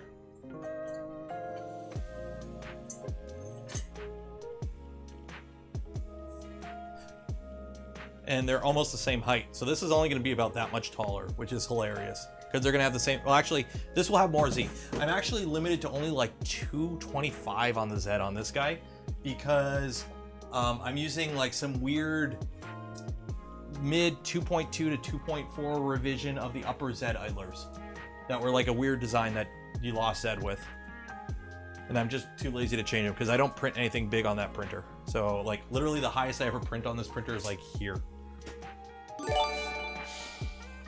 Thoughts on a V01 with a 180 by 180 bed? That's as big as I would go on a V0. A V0 with a Prusa mini bed, for example, has been something I've kind of wanted to do for a while, but I just don't have the time to. That's about as big as I would go, though. Yeah. The only Cybertruck. Yeah, it's the Cybertruck's upper Z idler. So if you're curious about the is it the Cybertrucks? I don't even think they're the Cybertrucks. No, they're not even the Cybertrucks. They're the revision before the Cybertrucks. It just, I can't go to the spec one, because if I go to the spec ones, I cut my belts flush and I don't have enough extra belt.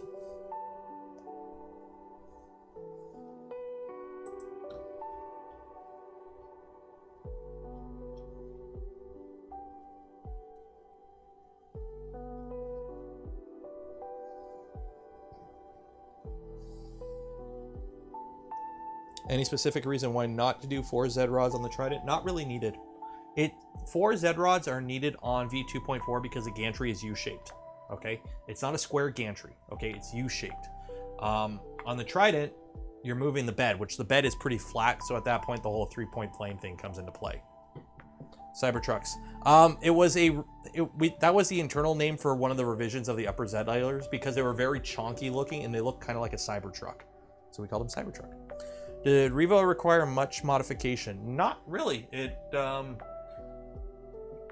dev, I've had a beta unit, like, where is it?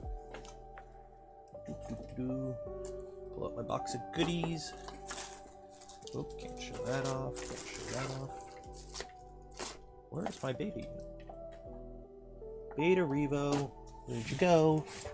Are you on the floor? Where's my beta Revo? Oh, there it is. Okay. I've had this guy since May? June? Focus. Focus on the Revo. There you go. I've had Revo since, like, I was in the beta and a bunch of other guys on the dev team were. So there's been mounts for this for a while. So we've actually, a lot of Stealth Burner is designed with this in mind because of the advantages this provides. Stealth Burner still works with other hot ends, but it's kind of like, this has a lot of advantages by the way it's designed with how small the heat block is in terms of the OD. So, yeah.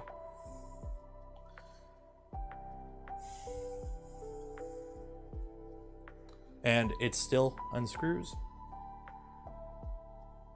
Booyah. So yeah, beta.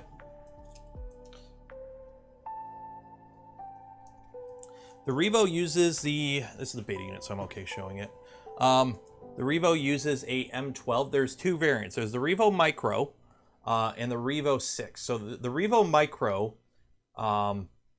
mounts using an M12 nut and a flange. So it's kind of like the existing Delta mount. And then there's the Revo 6, which mounts it like a V6 groove mount. So.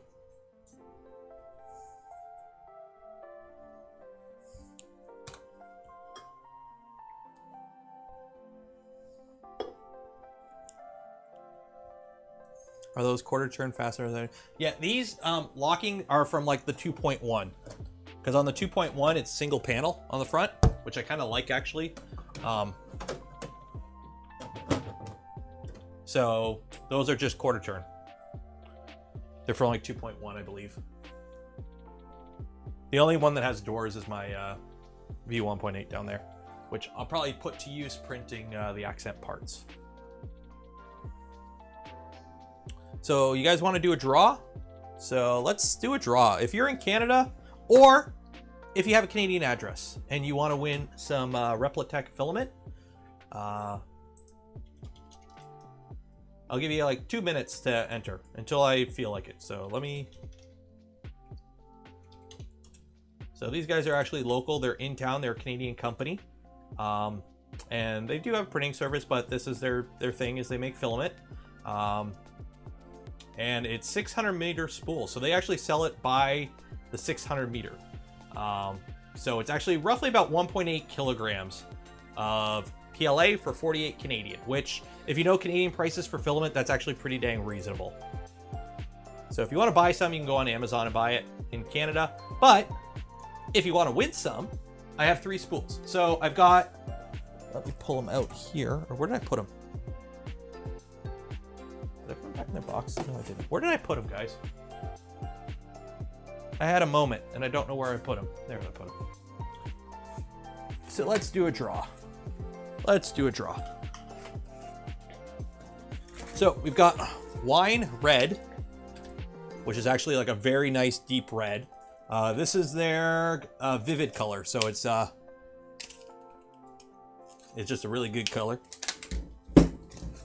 PLA sleek, so this is a shiny, so like a silk filament, and this is azure blue. And then this is their PLA vivid pine green. So how it's gonna work, I got 3 spools to give away.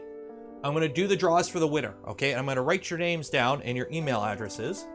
And how it's gonna work is whoever draws first, I'm gonna send you all emails. I'm gonna need all your info. But basically, I'm gonna ask you to pick the colors in order you want. So the one you want the most, the one you want the least. So if you want red, then blue, then green, write that. Whoever gets drawn first gets first dibs, and then second dibs, and then third dibs. And then you'll get what shows up in the mail. So that part will be a surprise. And these are actually really good colors. So if you have not entered, you live in Canada, link in the description. I know it doesn't show up, but this is their red, the wine red. Focus, focus, there we go. And then I actually have pearl white too to play with.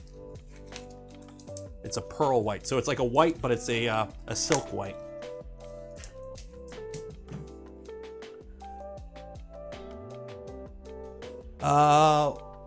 Viridian, let me see here.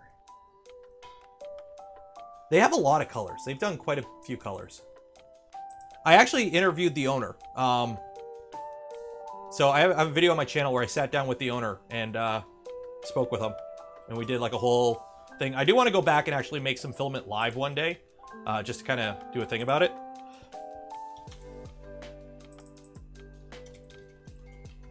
So let's do Wheel of Names. Prusa spool. It's not a Prusa spool. It's a hexagon pattern, but it's a different spool. It's bigger. So, okay, I'm gonna end the draw in like 30 seconds. So if you haven't entered the draw, you got like 30 seconds. In the meantime, have a drink. Check my Twitter.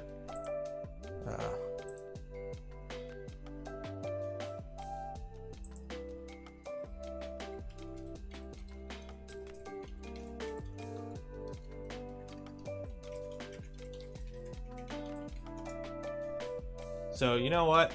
Let me do one thing here.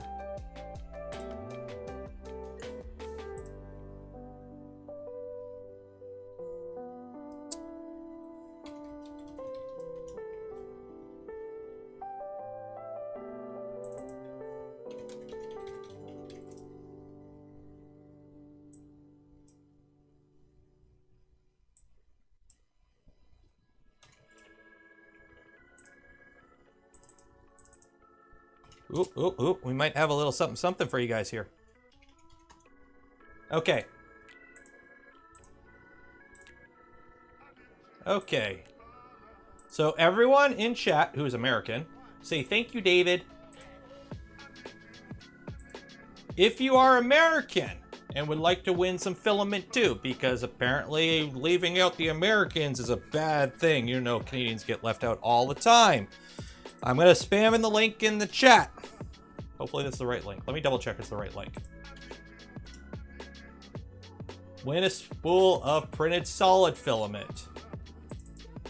Yankee Doodle land only. Okay. I don't know if it says PLA only because I just made it quick, but there's the link in the chat if you are American. Go enter that while I draw the Canadian names because Yankee Doodles need their filament or something. It says PLA only. I don't know. Whatever David decides to send you. Okay, let me do the draw for the Canadian names. Did I open the draw? I think I have the draw open. It should be open.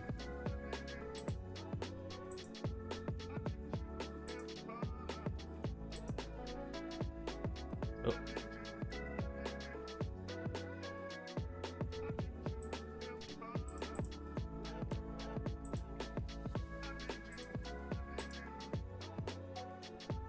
Where did the Replitech one? Oh, shoot. 1 second.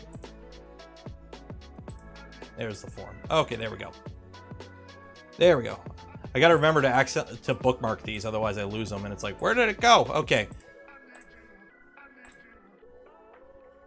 So, we're going to do the draw for the Canadians right now. So, enter in the draw. Drinking Crown Royal helps your chances. Sure!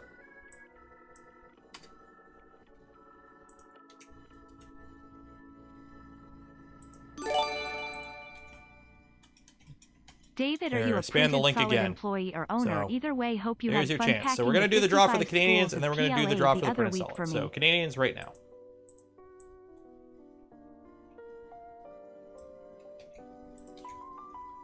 Okay, so you know the drill. I need a number between poutine and baguette.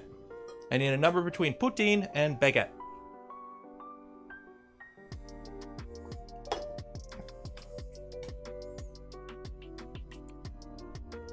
Seven. 1, 2. Oh, okay, whatever. Click the wrong button. We're gonna go with this though because random.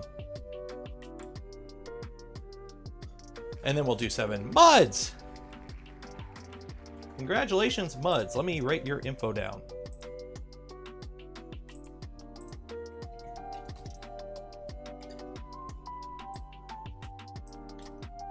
So Muds is winner number 1. Okay. So you're going to get first dibs of the colors. Okay. And now, because I can't count, remove. And shuffle 7. 1, 2, 3, 4, 5, 6, 7. Spin again.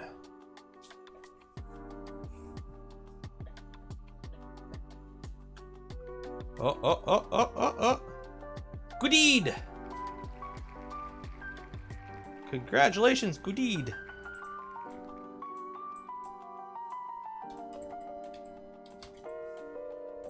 You are winner number 2. I will be emailing you guys after the stream is over. Okay. Now remove. Oh, no. Don't look. I didn't ask you guys for a number. I need a number between 6 and 9.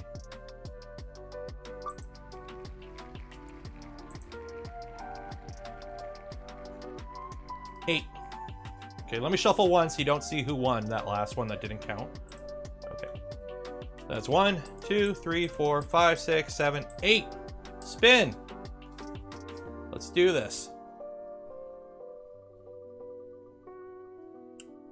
Come on. Joshua Adams or Eric? Eric! Oh, that was so close. So close.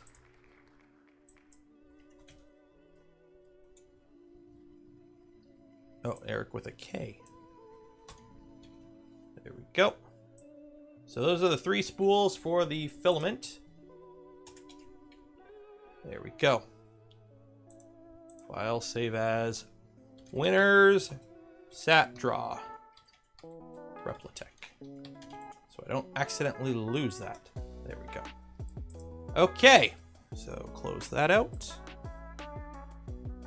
Close that out.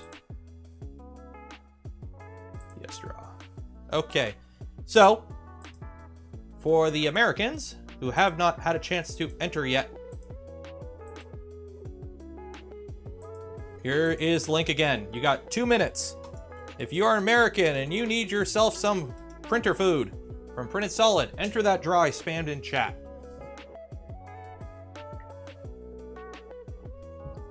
I'm gonna pour myself another drink. I like nights like this. I love giveaways. And next week, Joel on the 22nd, I believe, is doing his big giveaway like he did last year. So I think I'm working, so I'm going to miss that, unfortunately. So good luck to you guys if you enter that. You need an American address to ship to. I think that's all he cares about. No, the red is wine red. It's a very nice red. It's like a nice deep red. Like red wine almost.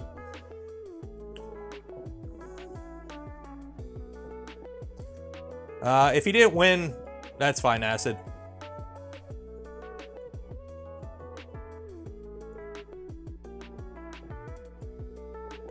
What's the drink? JP Weisers. JP is usually my go-to. Although the holidays are coming up, so I need to get something fancy. Merlot, if you're comparing it to polyalchemy. Do I have polyalchemy and Merlot? I do not, so I can't really compare. It's the other America with free healthcare. And a government that, no government really works, but, you know, works a little bit better, I like to think. You know how it is. We're the hat. What size are the spools? 1.8 kilograms. They are 600 meters of filament. They sell it by the meter. They don't sell it by the weight because different filaments weigh different amounts. However, you use the same amount of filament for the print. So they sell it by the weight.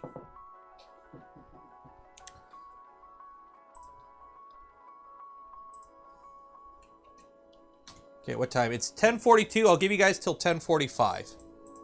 So if you have not entered, there it is. Enter right there if you're American and you need printer food.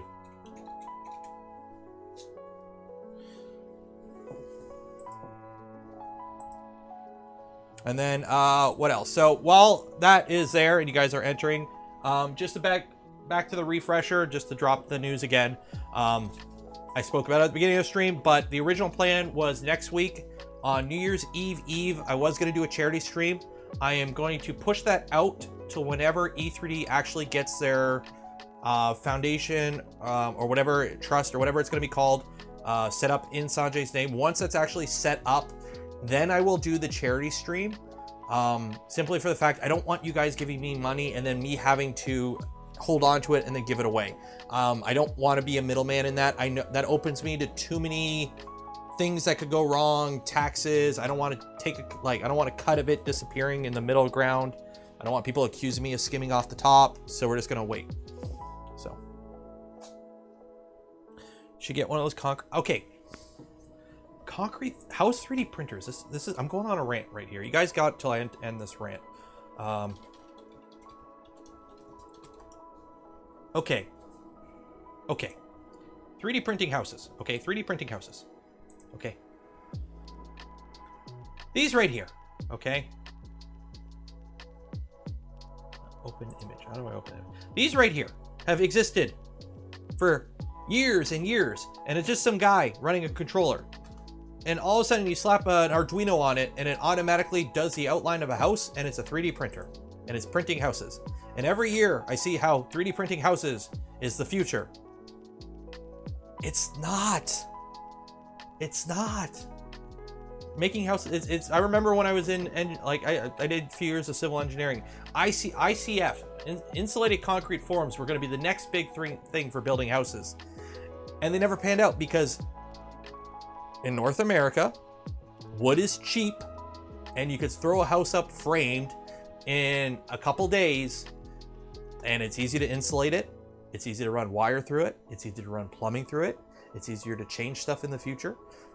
With solid concrete, you can't really insulate it that well. Good luck running wires through it in the future. Like, it doesn't scale. It doesn't work that way. Emergency housing. A tent is emergency housing. Like, military throw up, half shelters are emergency housing.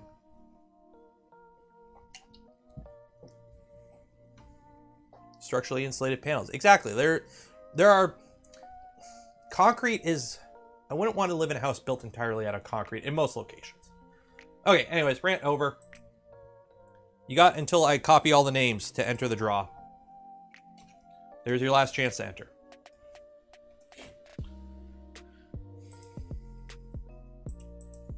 $168 people. Okay. The cutoff is in 3, 2, 1. Boom. Okay, let's see. So we are drawing for 3 spools of filament.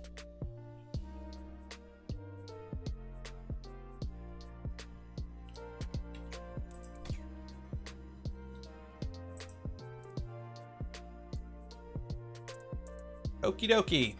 David, if you are in chat, give me a number that isn't a stupidly high number. That'll be our first shuffle.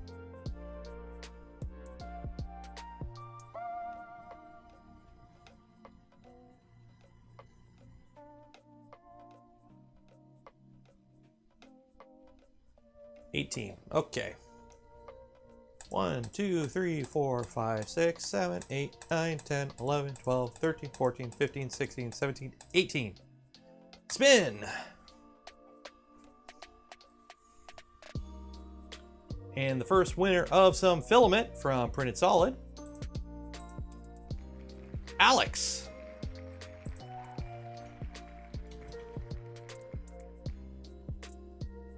Okay, 1 second here. Okay, okay, good. We're good. We're good. Okay.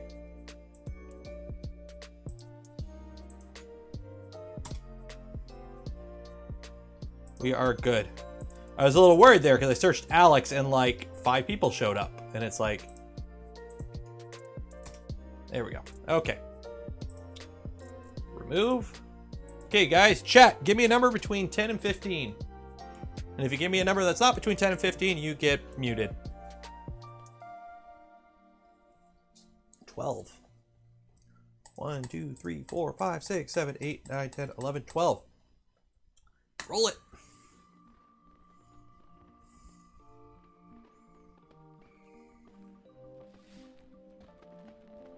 Oh.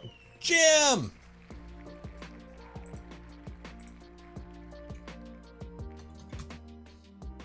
Jim Tateo, congratulations. You are winner number 2.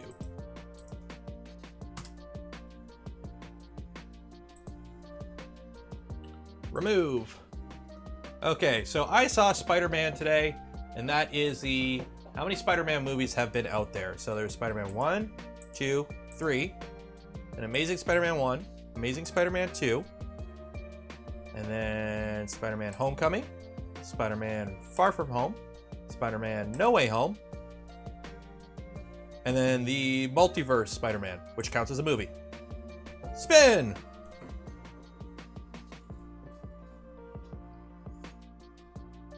Into the Spider-Verse. Oh, they're making a sequel to Into the Spider-Verse. I can't wait. Oh, Ryan Rudishhauser. Congratulations.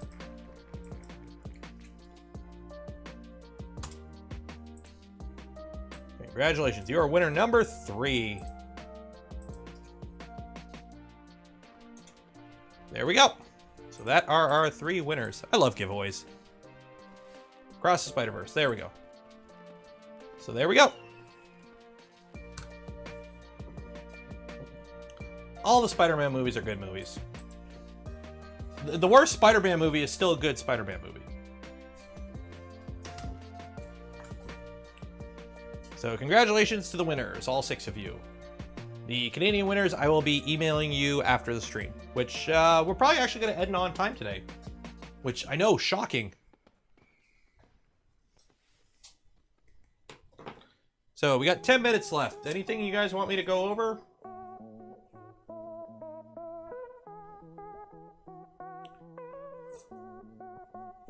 Can I do a draw for the that came with the Trident kit? For those that missed the portion of the stream where we took the box out of the Trident kit with the hot end, there is no hot end in the box. C'est perdu. N'est pas une end infini chaude. Je ne sais quoi. Où est le hot end? What is hot end in French? Google Translate.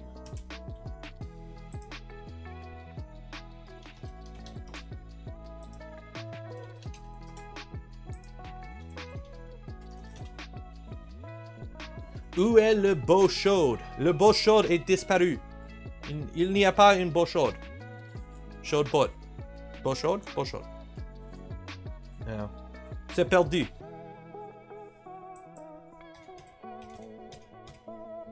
Mais le bus est... le bus? Le bus est perdu aussi. Je ne sais pas.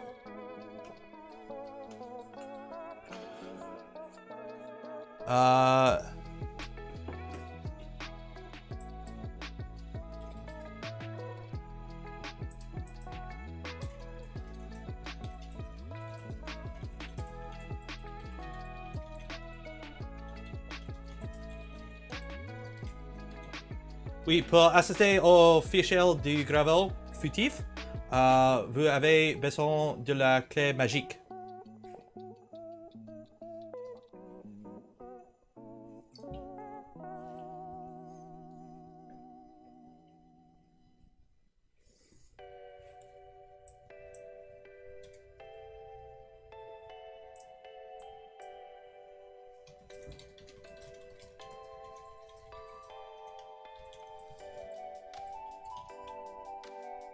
Je ne sais pas si c'était compréhensible. Voron recommendations for 200mm cubed. Like, if you only want to do 200mm cubed, you could push a V0 to that, or because the 200mm cubed, it kind of limits you on beds. Because switch wire, you can only really use off-the-shelf beds in existing bed sizes. A Legacy or a V1.8, really. Euro 3D French edition. Oh. As a Quebecois, I'm somewhat triggered by your accent. Oh. Yeah, I'm the product of a Canadian, not Quebec, French language school until grade 6. So, Tiny M. Yeah, you could do Tiny M. You could scale up a Tiny M. Tiny M's 120 though. Or no. That's Micron. Or is Tiny M 122? I don't know.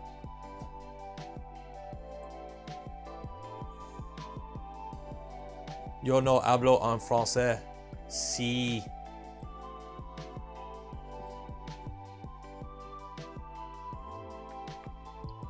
It was good. Said it in a good way.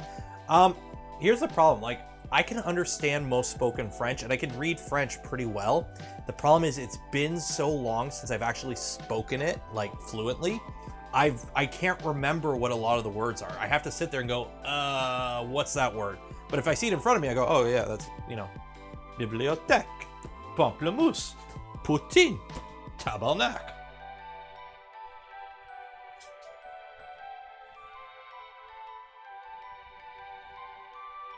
If you're building an entire printer just for a replaceable bed that you already have, you just buy more beds and get a better bed.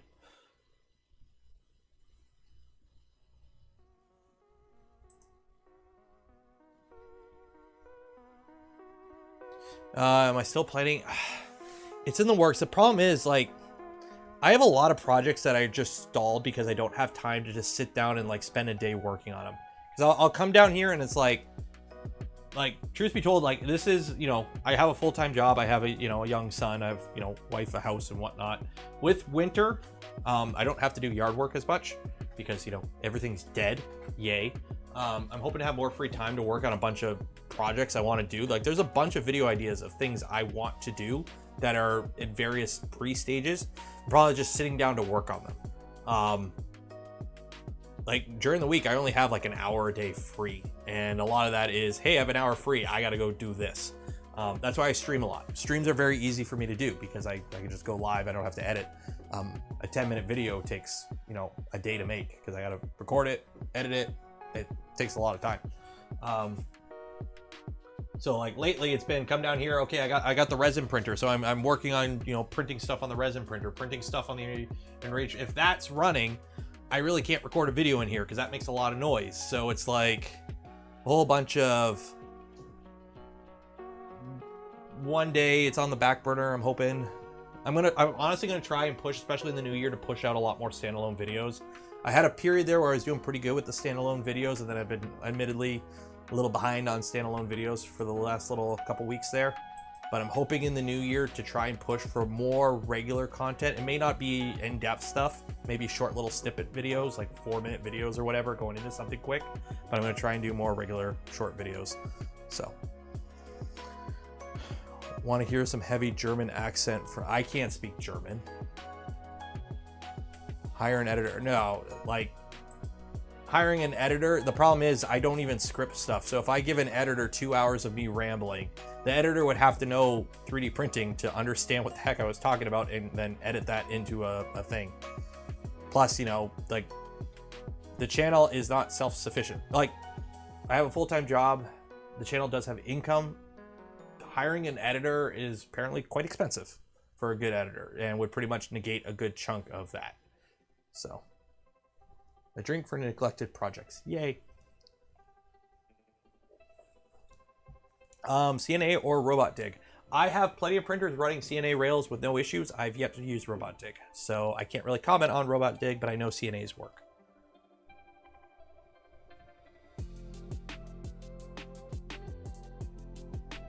Full-time YouTube. Truth be told, hopefully in the next year. Things are going well with the channel. The little guy starts school next year. If I go full-time YouTube, I don't have to pay for daycare, so that actually saves a big cost. So that kind of offsets the fact that, hey, I'm, you know, I lose the full-time job, but I don't have to pay for daycare, so I don't have to make as much doing YouTube to kind of make up for that, and that kind of balances a little bit, maybe, hopefully. We'll see. The problem is I don't have, I have, you know, Thanks. You know, Thanks is nice. They're a good sponsor, but they're the only sponsor I've ever had. Yeah, it's just how it is. To print with your Delta upside down. I've printed with the V0 upside down. New childcare pro. Yeah, it's like going down to like $10 a day for childcare, isn't it, soon?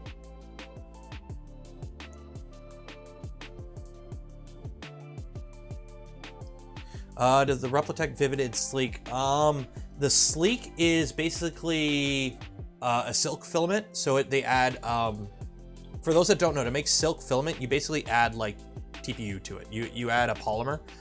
So you're adding a little bit of flexible to it. So if you've ever like extruded silk filament in air, you notice it's kind of gummy. It doesn't like flow like normal filament. It's because it's got flexible filament in it, basically. Not a lot, but enough to make it shiny. But the downside of that is you can't print it as fast, so. Childcare ridiculously expensive. Normal childcare is like $40 to $50 a day, but the government's putting in a thing where it's like getting it capped at like $10 a day soon.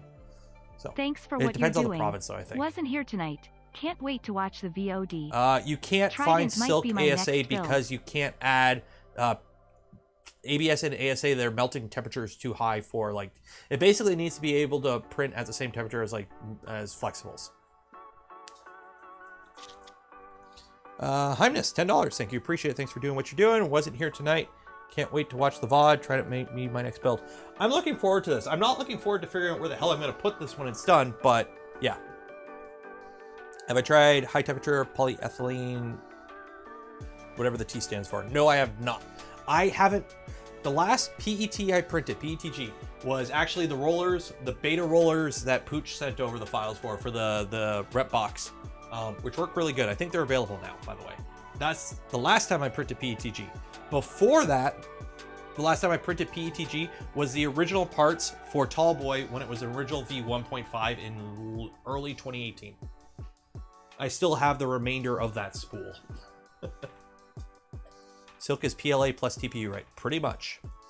I don't think they had another polymer. But it pretty much is, yeah, PLA plus TPU is the easiest way to think about it.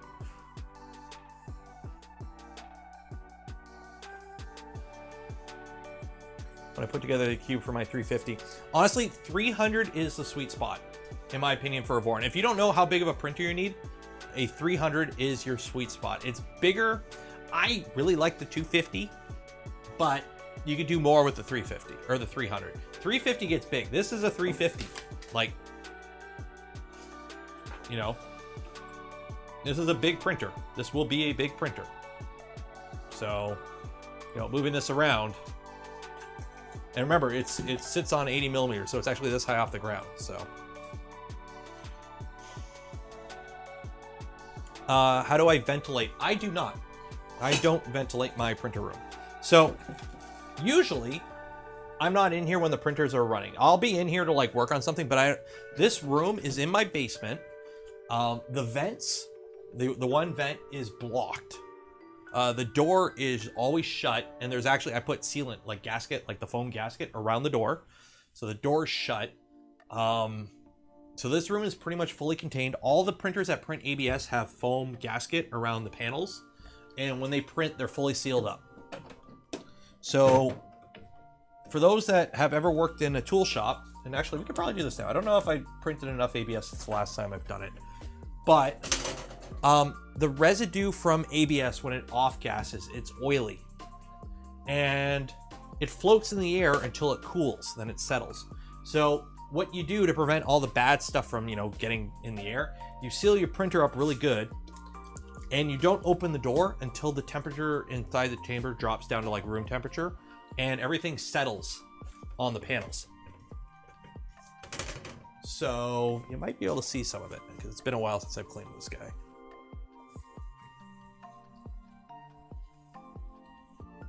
Yeah, so you can see it. Focus. You can see like the, it's like a yellowish, brownish residue. That's the bad stuff.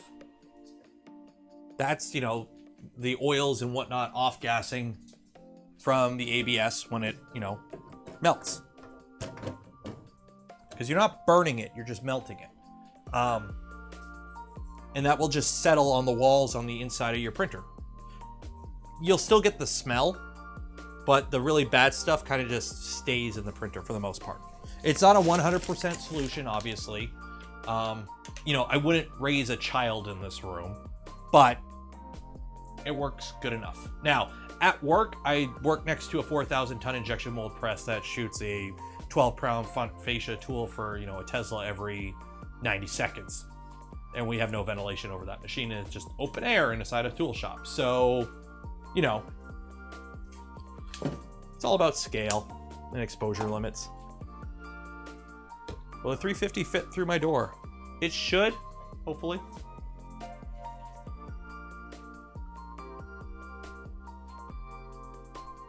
You don't want it in your lungs. That's why I keep the printers that print ABS enclosed. The only printers I print ABS on are fully enclosed. So the V0 here, my V2 they're both V2.4s, but V226 and Tallboy those are the only three printers I print ABS on.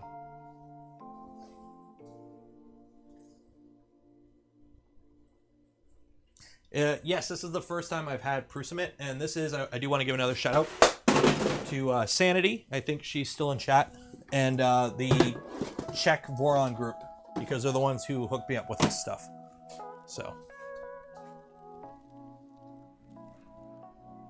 And the 1.8. I keep forgetting. The problem is the V1.8, it's outside of my eye line. It's down here.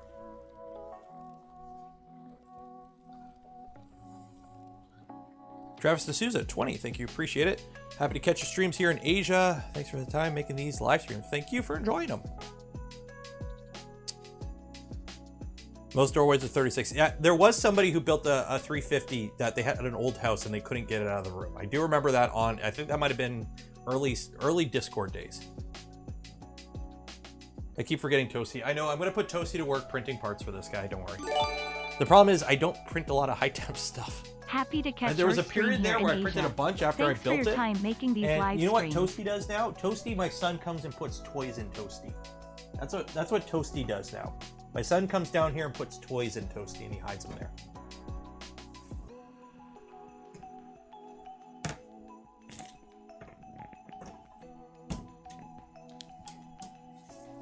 And I gotta print new hinges for it because they don't close right.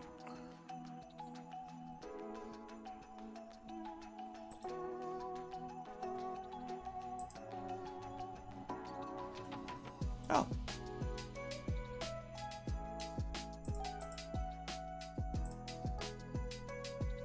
Oh, here we go, guys. In the Atlantic, a shortfall of gravitas. Hey, let's watch a SpaceX launch. We'll end the stream with the SpaceX launch. I don't think I'll get DMCA'd for this. So they've already launched, and they're. I didn't even know they were. Oh yeah. Oh, they're doing the entry burn.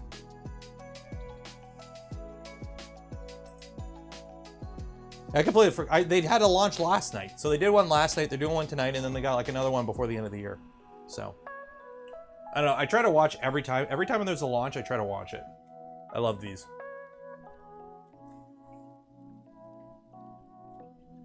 I would love to see one of these live. The problem is, like, I live in Canada, so I love the night launches though, because you can see the lighting up of the grid fins. But the launches that they have where it's like just after sunset, so when it gets up high, it enters the sunlight again, are the best. Like, you can still see the bit of the sun there.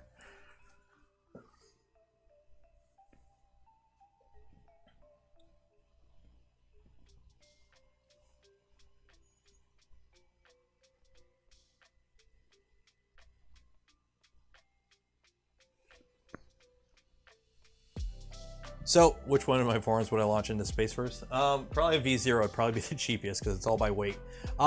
So, by the way, the Voron community is huge, and I know when I had issues with my Google or my YouTube channel, somebody on the Voron Discord actually worked at Google and like hooked me up and helped me out, and yeah. So, standing offer, if anyone who watches my channel or somehow gets these words reach your ears and you work at SpaceX, we kind of want to put a Voron cube in space. It's a couple grams.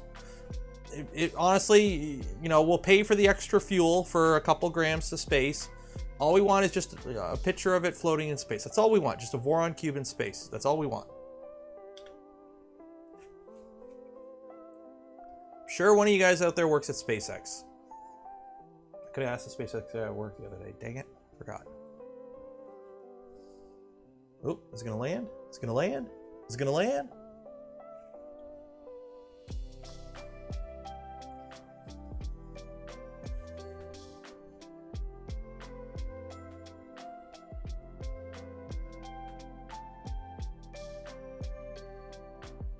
And it landed. Again.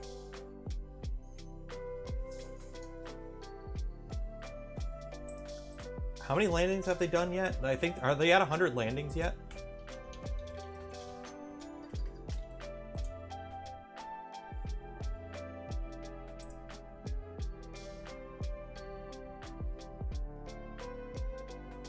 That's nuts. That is nuts how many they've done.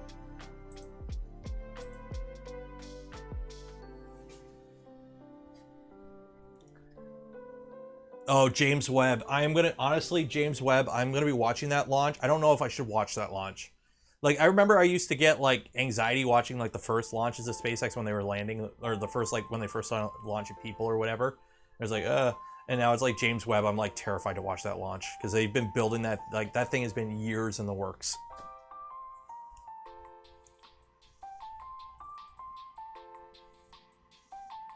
Small grant for 10 grand. See, 10 grand's a lot. See, I'd rather have it on a SpaceX launch because, SpaceX.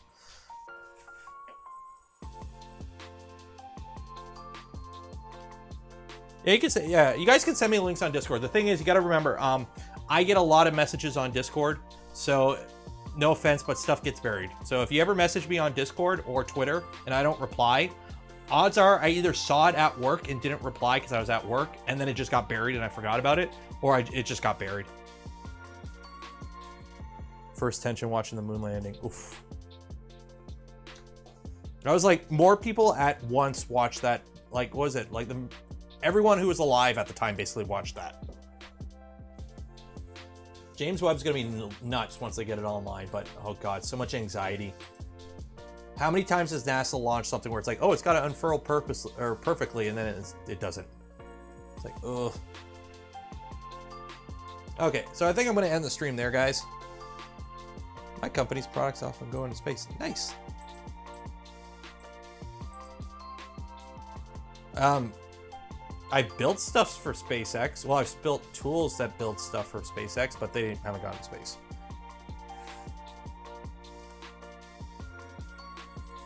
So yeah, so I'm going to end the stream there. We did some giveaways. Again, huge shout out to Replatech for donating those spools to give away. For David, Printed Solid as well, for hopping in there and helping out the poor Americans that didn't get any filament either. So now you guys got some too. Thanks for tolerating the baked beans and crock shoe. I have no idea what you're talking about. That is a mentally disturbing image. I'm going to go pour myself another glass of JP. I'm going to have myself some, what am I going to have? Sweet chili heat Doritos, I think. Yeah.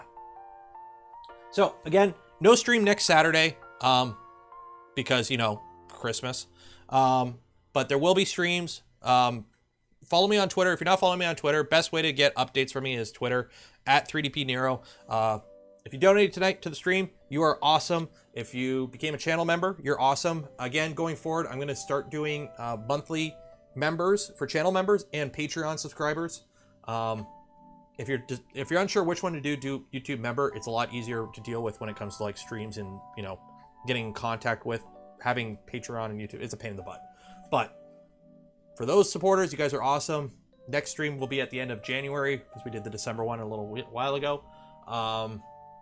Anyone who just watches this stuff, you're awesome. Just being here, you're awesome. Everyone here is awesome. Everyone give yourself a pat on the back. You're all awesome.